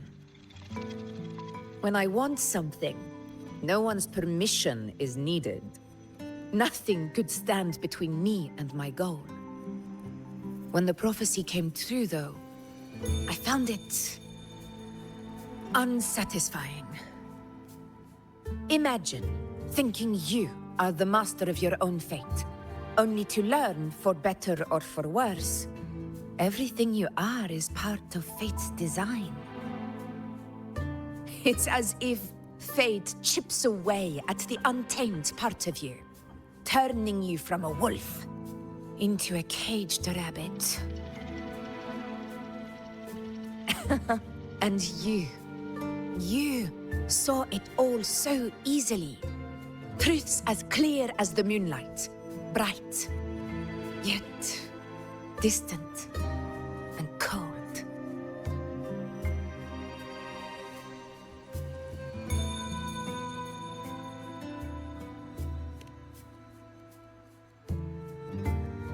Don't mistake me. I don't dismiss the value of prophecy. Seeing the outcome gives us insight. Prophecies allow us to envision the future and find better ways to face it. In every one of Septimon's auguries, the priestesses foresaw disasters that would befall the land, but also the hero who would rise up to face it. Like the people of Septimont, I too had been blessed by prophecy. But in the end, whether disaster is averted or who the hero is, those choices are never ours. If we are nothing more than fate's puppets, what difference does it make if we can see its hand? If fate one day wills our annihilation, with no way to change it, what then is the role of a priestess? Are they merely fate's mouthpiece, bowing to its will? Or are they pioneers, seeking to shape what's to come?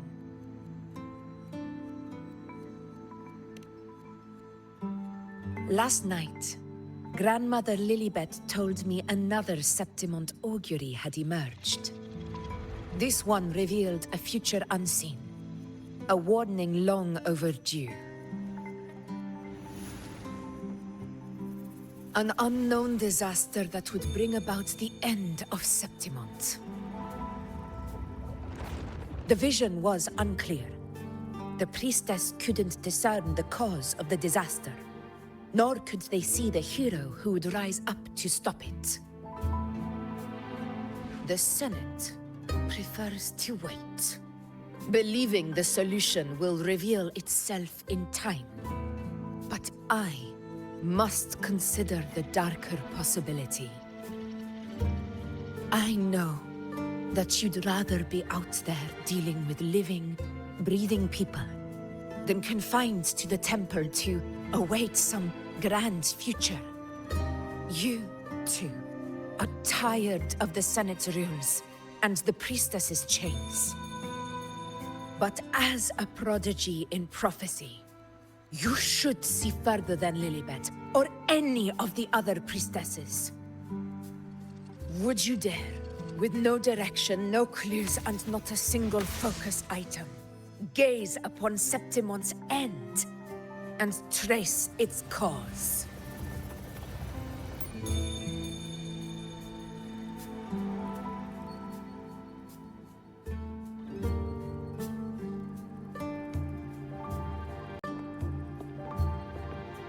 Countless souls have come to me for prophecies, and I've never held back. But in the end, all I do is relay what I see, down to the smallest detail.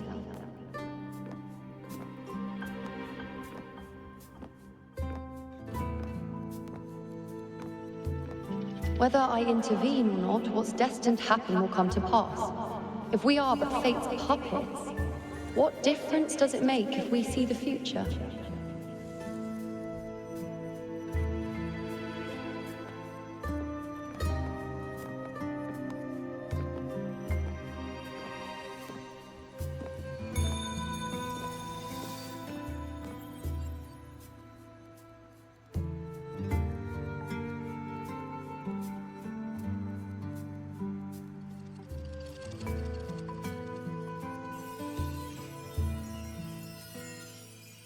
We can't continue the anchoring.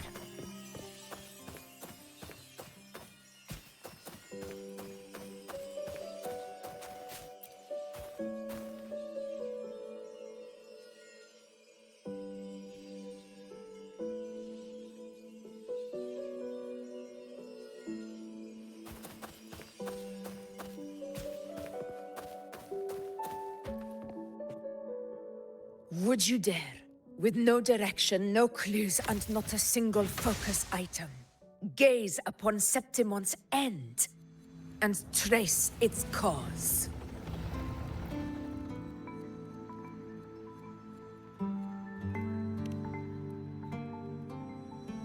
So be it. I'll make this prophecy's ending my answer. End or future, if I can break through the maze and find the hero of heroes they could not, I won't need to worry about the meaning of what I see. I will be the meaning I see.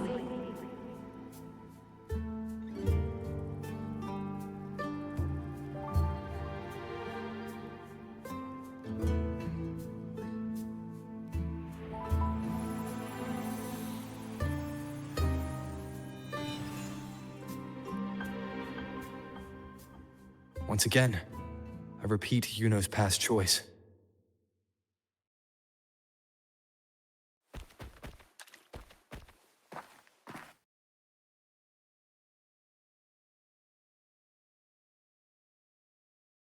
Over there, it looks familiar.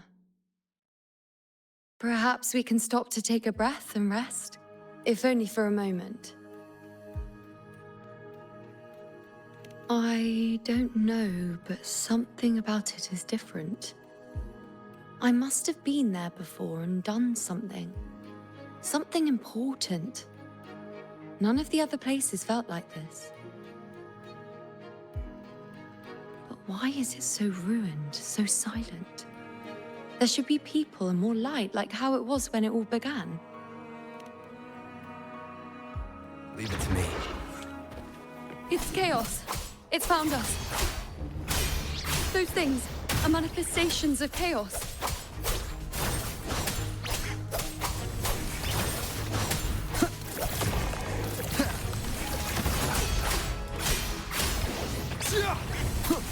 The wicked will face judgment.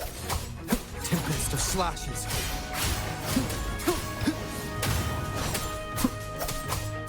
Hopefully this helps. Be careful, they're closing in. It really insists that I stay. Bad timing. The wicked will face judgment.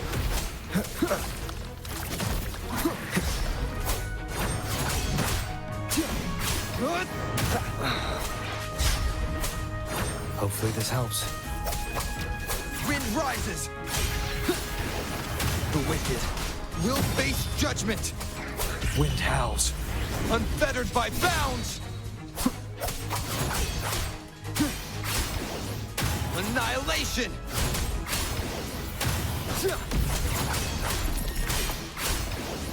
The wicked.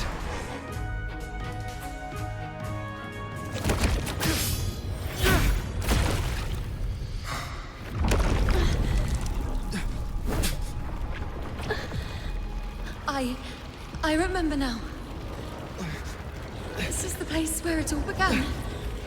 It's also where it ended. It's okay. Run! Go there!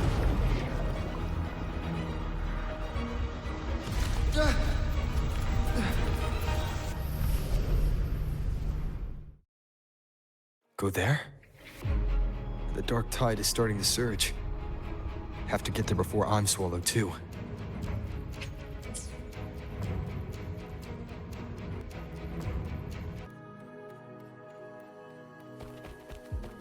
Is that another one of Chaos's tricks? Don't get in my way. Gotta hurry. Running out of time. Now! That way.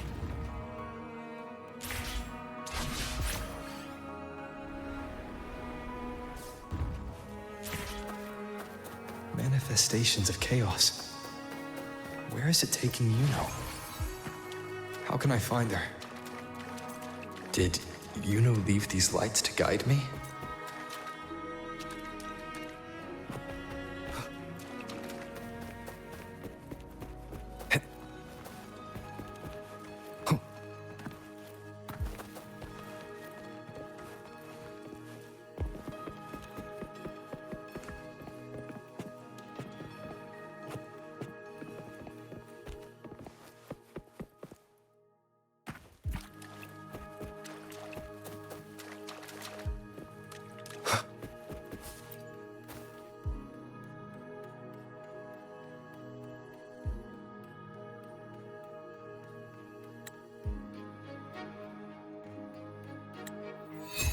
Those cursed creatures. If it weren't for the dark tide, we would have killed them all already. We couldn't activate the Anchor Stone before they destroyed it. Now it's over. Everything's ruined. Aurelius, we shouldn't have come here. We've lost everything. The priestess saw it all. What in the bloody skies made her insist on coming with us?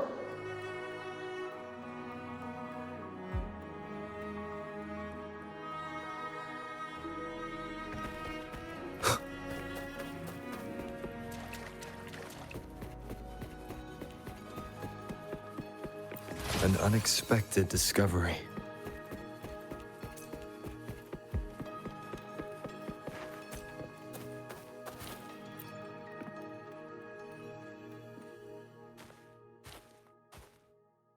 This calcification is severe. Such corruption. The Dark Tide surge just now wouldn't be enough to cause this.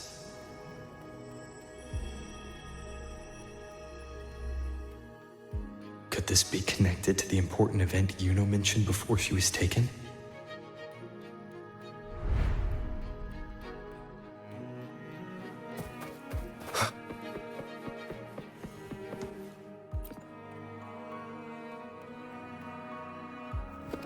First David and Lillian. Then Ari, Vincentius, Perla. Now even Anassa. Please, Yuno. Weren't you able to help us before?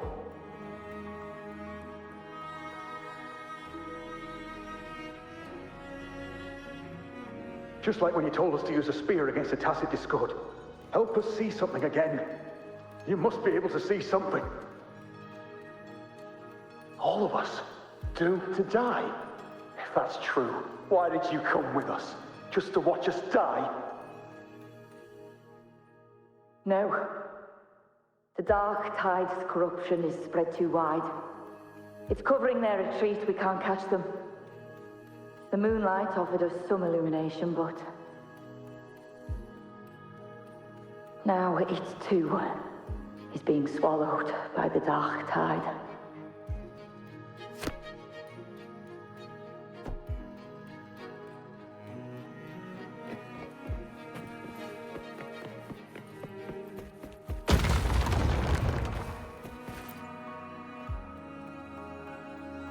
Looks familiar.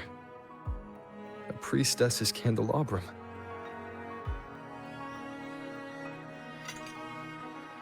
How did it get so damaged?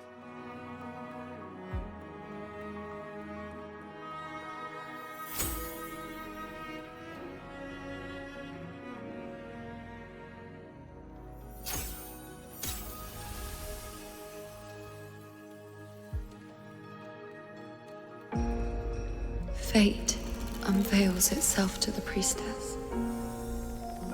Following its guidance, she reaches the end again and again. foreseeing its conclusion. Heads fall, whimpers fade. She sees no hero of heroes.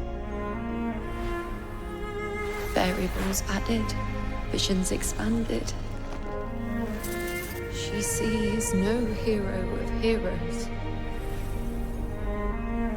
Beyond a doubt, no other choice. She sees no hero of heroes. The priestess is never wrong, but she despises her own truth. For her success is Septimon's defeat. Defeat. Defeat. Why? Defeat. Defeat. It's always defeat. If fate one day wills our annihilation, if we are nothing more than fate's puppets, when that time comes, what good is a priestess?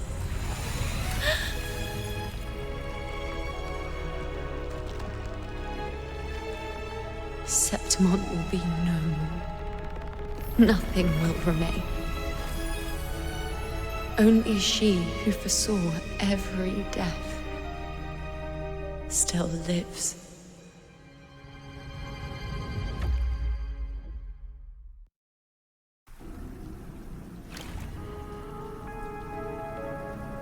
Why? Why? Why?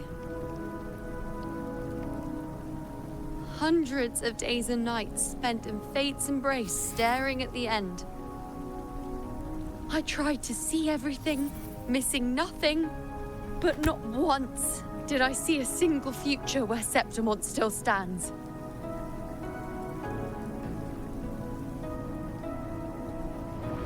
So this is the answer you give me.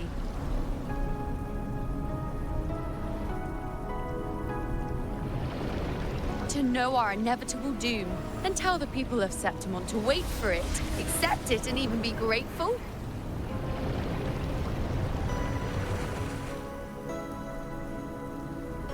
Priestess, what more do you hope to achieve? Priestess, what more can you do? Haven't you already seen it all, plain as day? Haven't you seen it countless times already? Haven't you already viewed the answer? Yes, I saw it. A clear, undeniable future. I know. All I need to do is convince myself this is the final answer.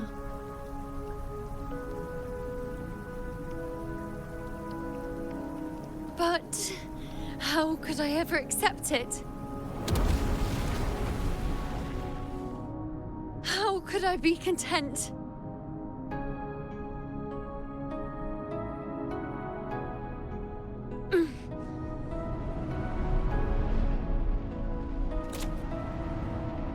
With our very existence being denied like this.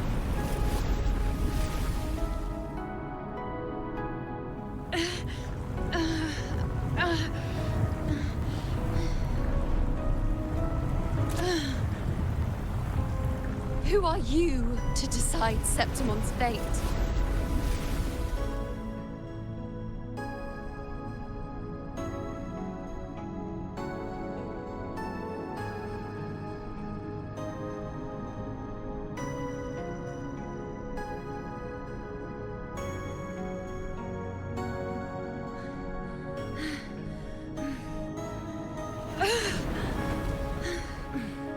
Certainty is just the narrow boundary fate sets for us. The immeasurable, the free. That is where our dignity lies.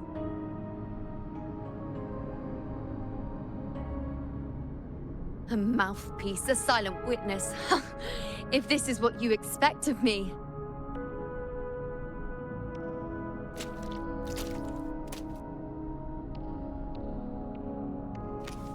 I'll raise my bow and turn fate into a storm of possibility.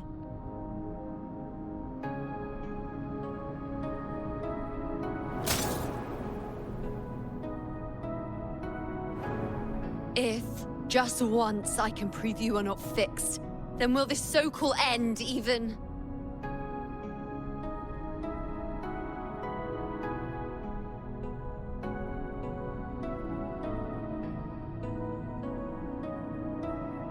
Wait, Priestess Yuno. Are you really going to stand with us against the Dark Tide? You've already seen how it ends, haven't you? Of course.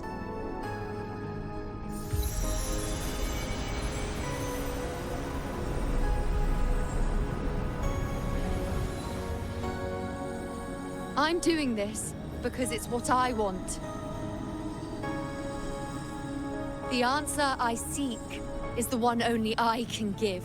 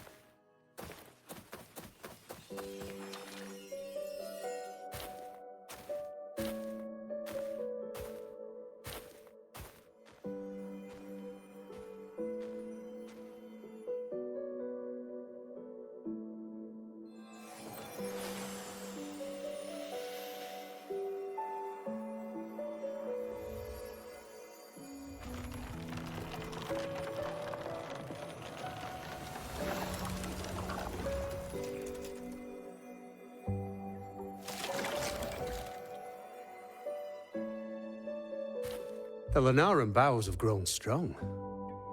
You've done well with your anchoring.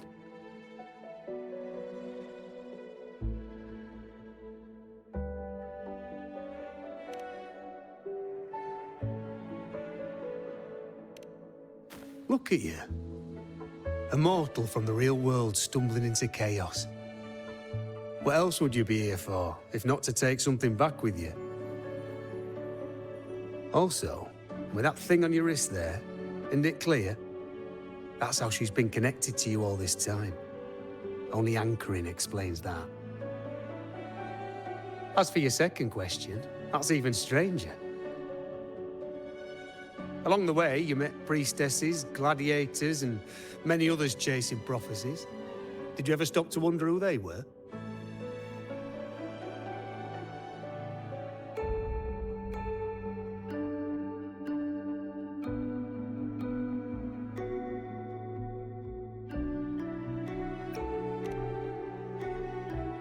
What is it you expect to hear then? I'm a blacksmith, long dead. Once a forger of weapons. A father to a daughter. A reflection of her past in the chaos.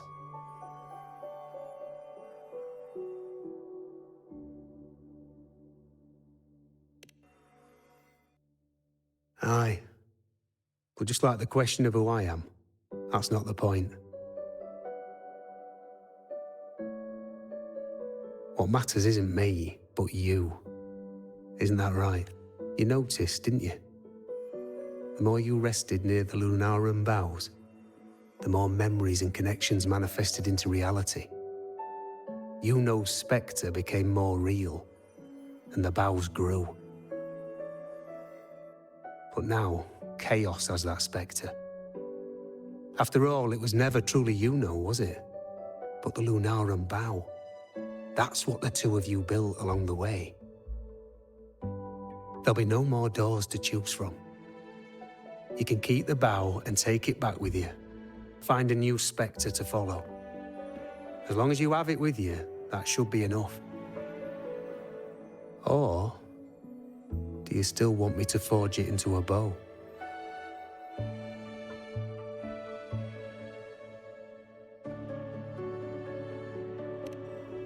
We were gathering Lunaran boughs to forge the bow. Just like I came here only to anchor her and bring her back. If you cut it here, All your previous anchoring will be for nothing. You might have to start over many times, with things going even less smoothly. Are you willing?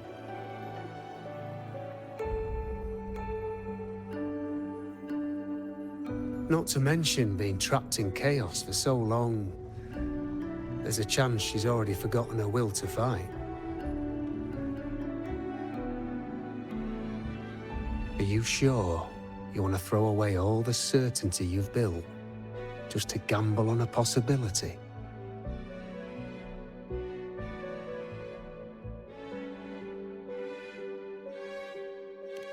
Forgotten? To fight? I don't know who you think she is. But the Yuno I know is not someone to give in so easily. She promised we'd meet at the end. As long as Yuno needs a bow, I'll be the one to carry it for her. I always thought you followed the light's guidance. Now I see you reached this point because the light followed you. How could I forget? The greatest archery isn't about hitting the target every time. It's about letting the arrow choose the mark. Wherever it lands, that's where destiny awaits. I've said it before. I forge weapons. If you still want it, I'll forge the bow for you. Come then. Let's do it.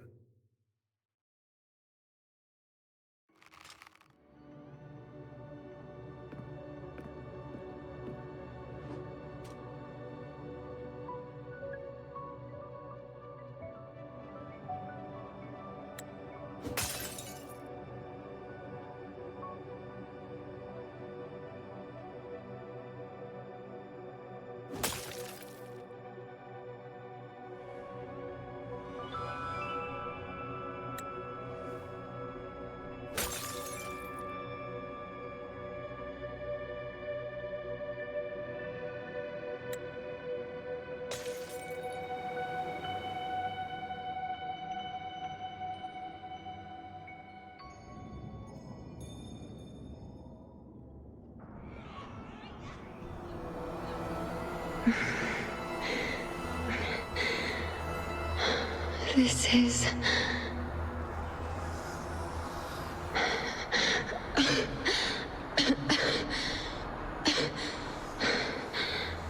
Yuno. Priestess Yuno.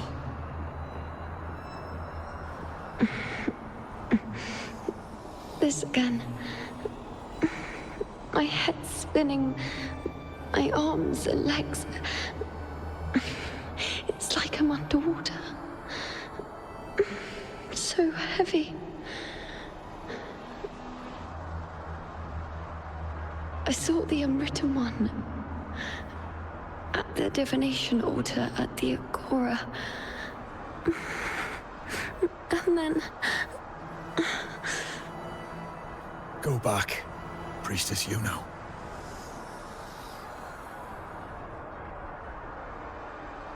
Aurelius? What are you doing here? Didn't Chaos just take me?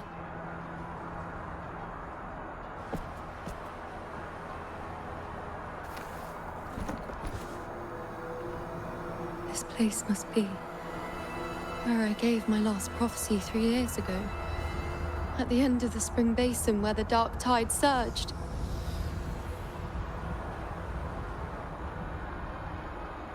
Priestess Yuno. We're already indebted to you for accompanying us on this journey. But you've seen how it ends. Our squad is doomed. The others and I are fated to fall here. There's no need for you to risk your own life any longer. Return to Tetragon Temple. That's where you should be. I too will go where I should be.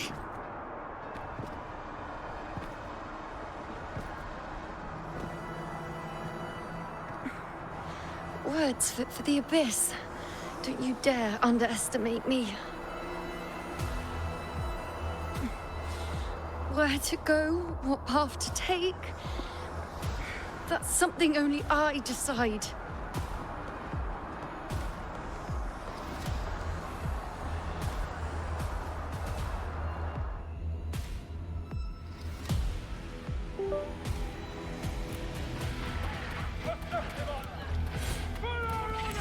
I shall bear witness.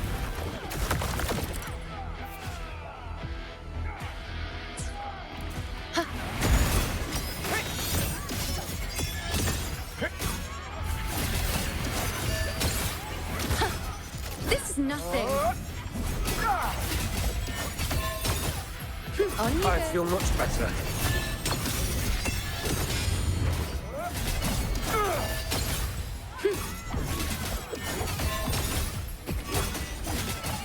Thank you.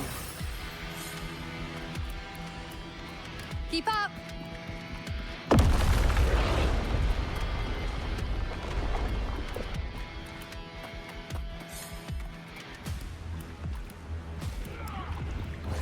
Everyone, together! I shall bear witness. Present your offerings. On you go. No, is that all?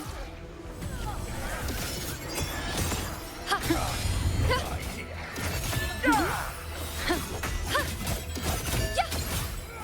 Yeah.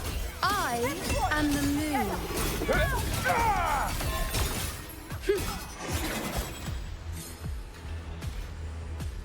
Keep up. Thank you. I feel much better. I can still... Definitely not. You are too wounded. Before worrying about them, make sure they don't need to worry about you. I know what you're planning. I'll go in your stead.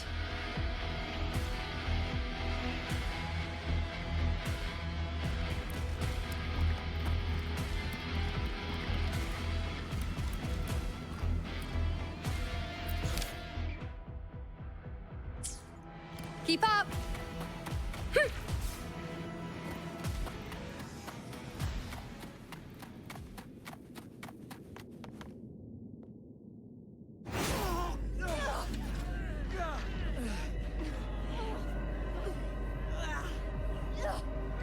Cowardly, blighted bastards. Always hiding in the dark tide.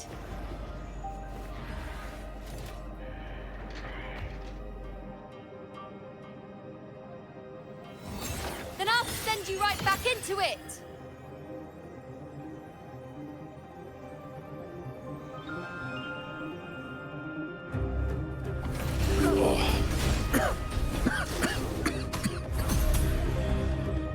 Priestess Yuno. Thank you. You and all of us have done well. I will not let you fall. This is pure torture. How can I let it end like this again?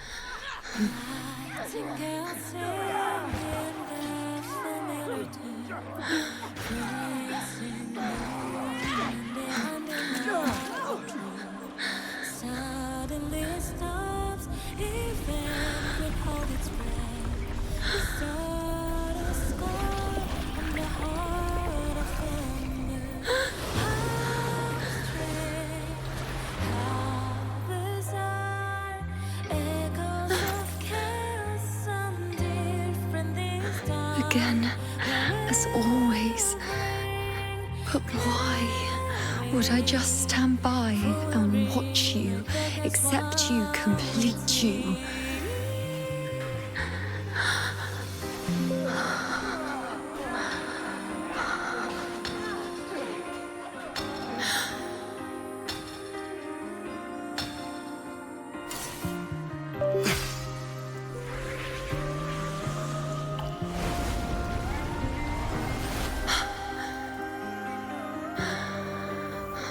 No. Even if the end is here, unavoidable, I still have the right to refuse. The Lunaran bow has grown strong. From now on, I need no one's guidance.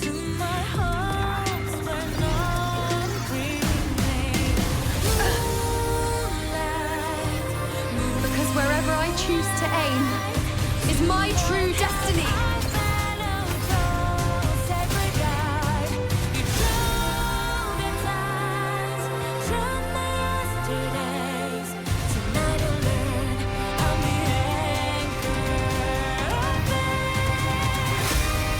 I shall bear with. Look closely. Before you isn't a moon the dark tide can devour. It is a moon I command. I made myself the arrow, and you will answer to me. No escape, no retreat, no way out.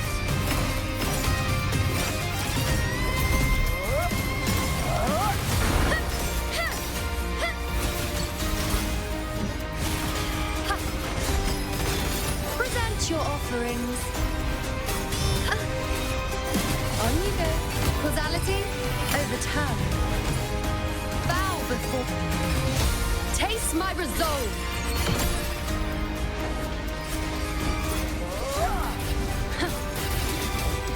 Entertain me?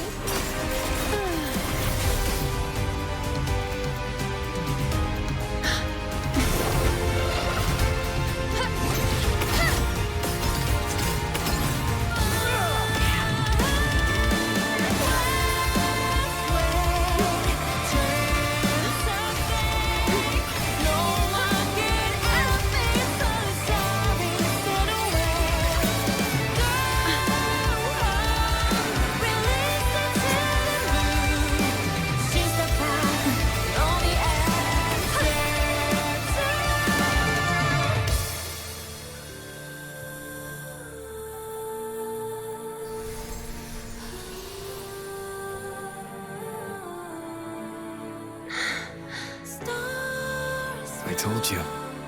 I'd rewrite the ending you changed. On the scale, the scars sometimes ring.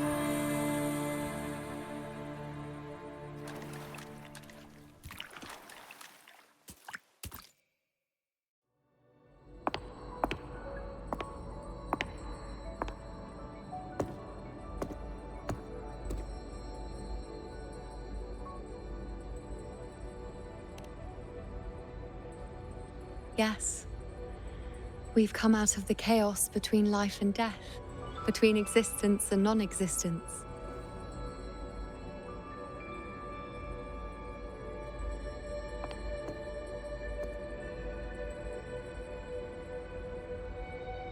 There aren't any guiding traces, no visions of fate's hand. It's just you and me and our own grasp on what's to come. Compared to before, now what we see is...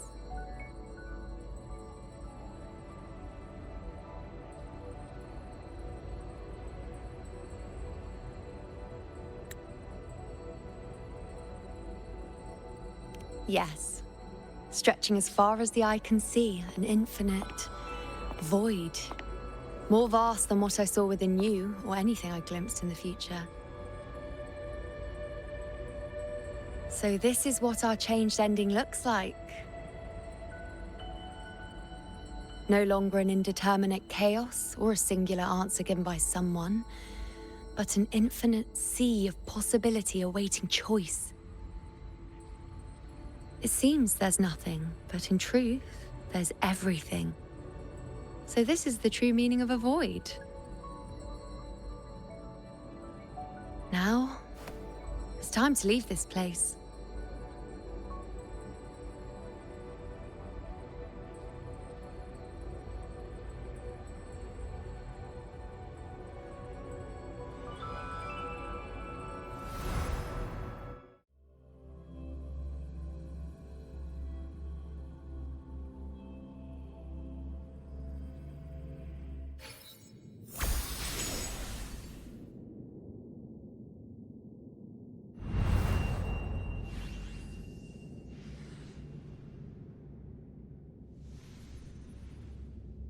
Wait.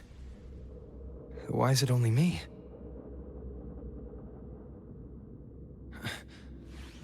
Where's Yuno?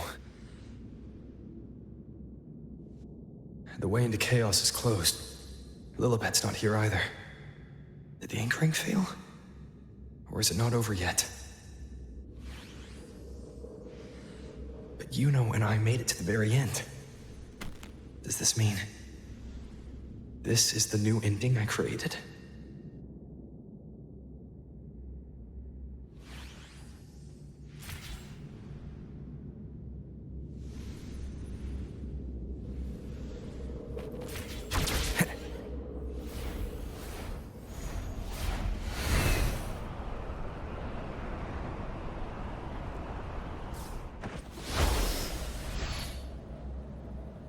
And you, Unwritten One? Were I to indulge in a bit of selfishness, you'd forgive me, wouldn't you? If one day this bracelet becomes meaningless to anyone else, I hope you will remain the exception, Unwritten One. Even I fear being forgotten. A death that shouldn't have happened, traded for an unforetold victory. A fair deal. But perhaps in that distant future, forgetting might prove far easier than remembering. Never mind. In any case, you are not to return it. I won't let go. I don't want to let go. But be careful. Don't get lost in the chaos. And I shall put my best foot forward as well. Wind, guide We me. shall meet at the very end.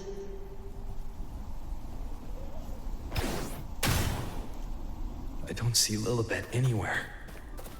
I'll ask those priestesses over there.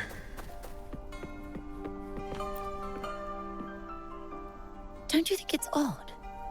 Even if we can't see the next part of Septimon's auguries, it still shouldn't be such a white blank.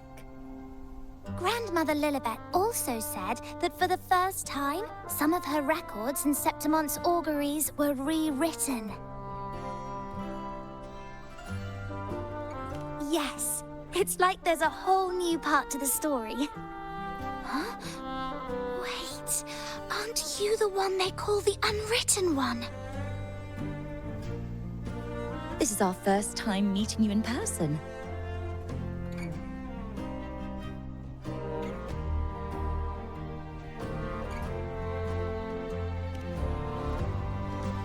She returned not long ago, but she was here just now. Oh, I think I know where she went. Underground. I don't know why, but things just keep happening today. Apparently, that Ovidius, locked up below, overheard the priestesses talking about some prophecy and escaped. Just like that. I think Lilibet must have gone to handle the situation. No, that's not it. Ovidius wasn't being locked up. He chose to stay here. If he wanted to leave, Lilibet wouldn't worry about him. I think she was called away to the celebration. Ah, yes. I saw a girl with 2 blue, or was it black, ponytails. Grandmother Lilibet went to the celebration with her. Ah, that makes sense. It must have started by now, then. Before the oration ends, Lilibet would definitely need to be there. Do you know who Yuno is? Yuno? I don't think I've heard that name before. Do you mean that's the girl we're talking about? Apologies, I didn't have a good look at her. We've only just become priestesses. There is much we still don't know about this land. Maybe she was Yuno. If it's important, perhaps you might try looking for her at the celebration.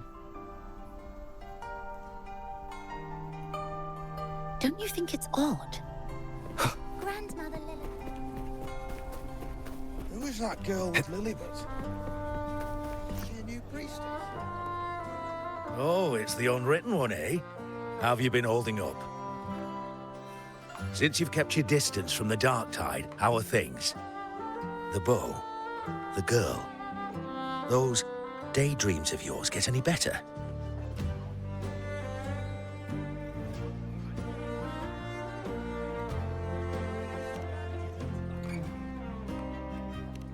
Let me think.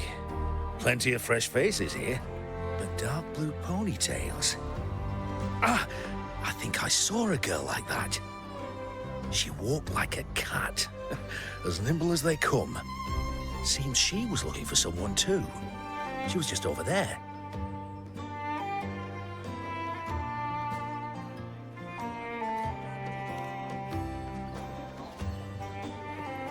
Step right up, folks. Step right up. Drinks, fine food, rations. The rose bearers milling about. Yes, everything is just perfect. Oh, unwritten one. I was just saying how the celebration is nearing its most glorious part. You've come here for more petals to hand out? Or would you like me to recommend another interesting part of the ceremony?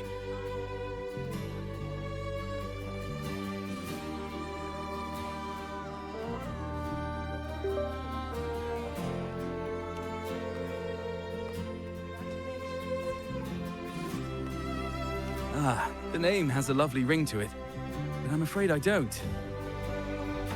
In a celebration this grand, it's easy to get separated. I'll keep an eye out for her for you.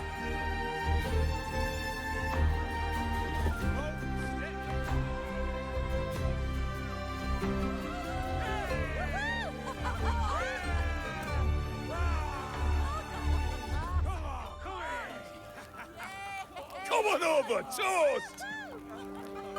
Let's drink till we drop!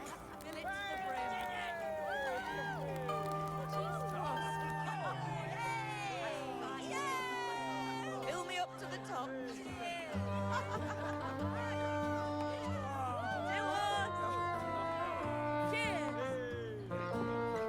We should just live in the moment and enjoy what we have now.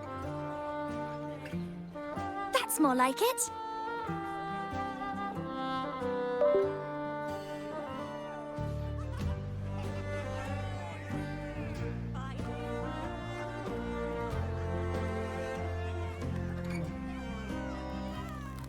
Come, triumphant rain of petals! Make it even grander!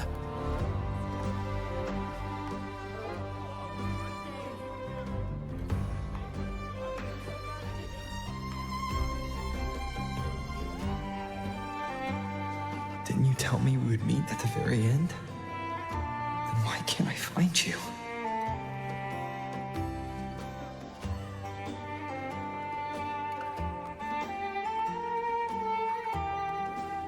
I could hear your voice from a distance.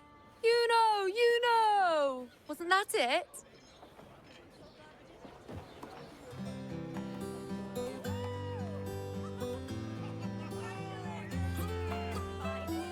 Seems like you're in an awful hurry to find someone.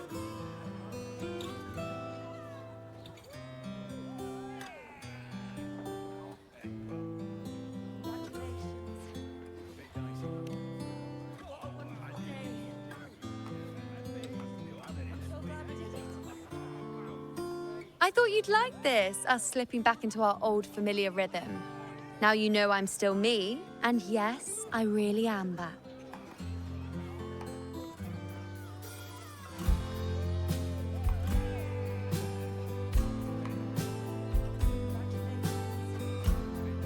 It's just like you saw at the end of the chaos.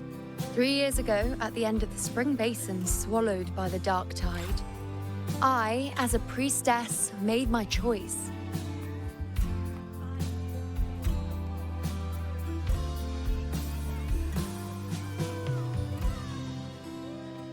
I was so done with just being dragged along by the moon's whims. So I defied fate, severed the path, and became the arrow that struck at destiny itself. After that, I lost the ability to see clear visions of the future. But in return, I gain the power to anchor the Dark Tide's creations. With that, the last prophecy I saw changed slightly. In a squad doomed to fall, one survived. Aurelius.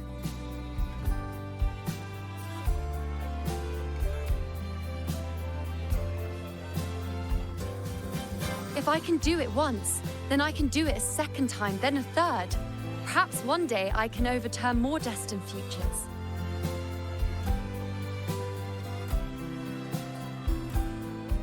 Since fate didn't prepare a hero of heroes, we decided to eliminate the need for one by taking on the disaster at its source, the Sovereign and the Paradise.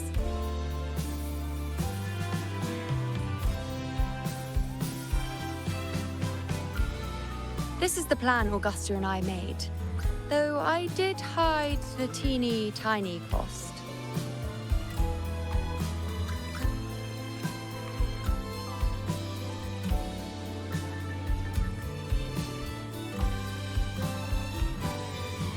Anyway, all the Septimontians who were supposed to die are still alive. The end I once foresaw has changed. The meaning of this has already transcended my own existence. So then, even if every trace of my existence was erased, who can say that the altered fate I left behind isn't proof of my existence? More importantly, I had the privilege of standing by your side to witness what lies beyond the end. The void. An unwritten void. Perhaps it signifies the unimaginable possibilities yet to come. Just like you, bringing unknown possibilities to Septimont. And to me.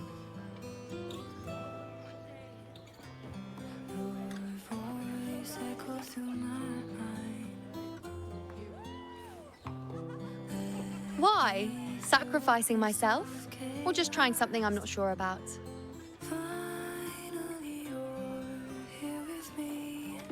Come now, you know me. I follow my whims. And the more I trust someone, the harder it is to keep my impulses in check.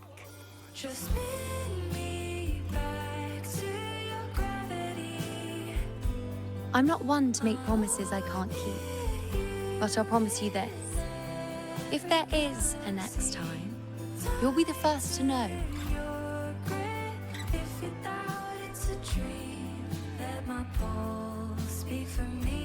And when I do, you'll get the full story, no holding back.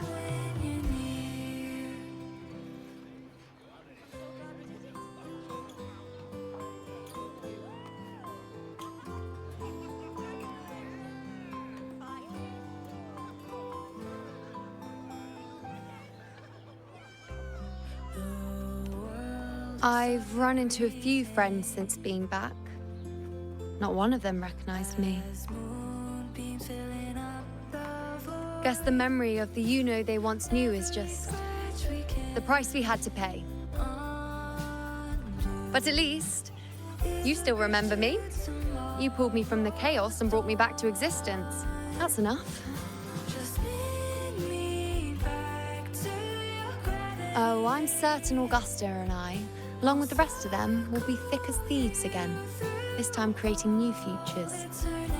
You really shouldn't underestimate my charm.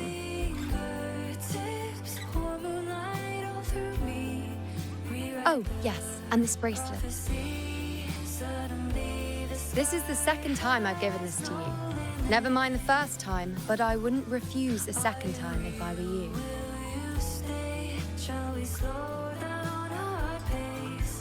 Being the second time means there's been a change.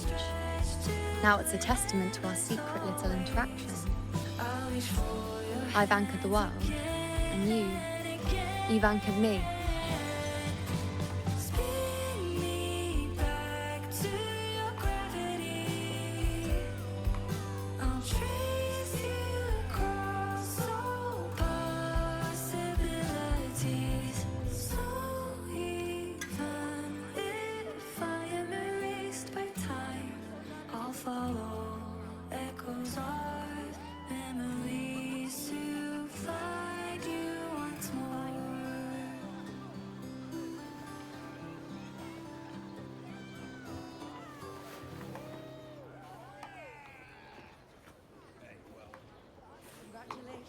As for any matter pertaining to me, what you saw in the chaos and what transpired, do not breathe a word of it to another soul.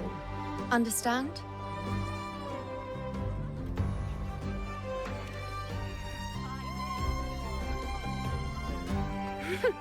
Bashful? Hardly. If you blurt it out, it would cause quite a stir. All that explaining would be too much hassle. Besides, to them, I am quite the anomaly. If the truth came out, the first reaction would be shock.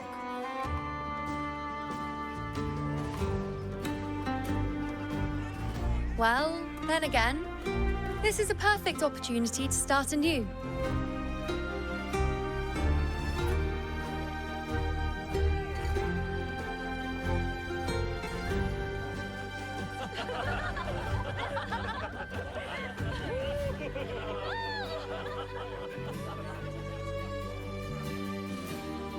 In Septimont, it would be a crime to miss the height of the celebration.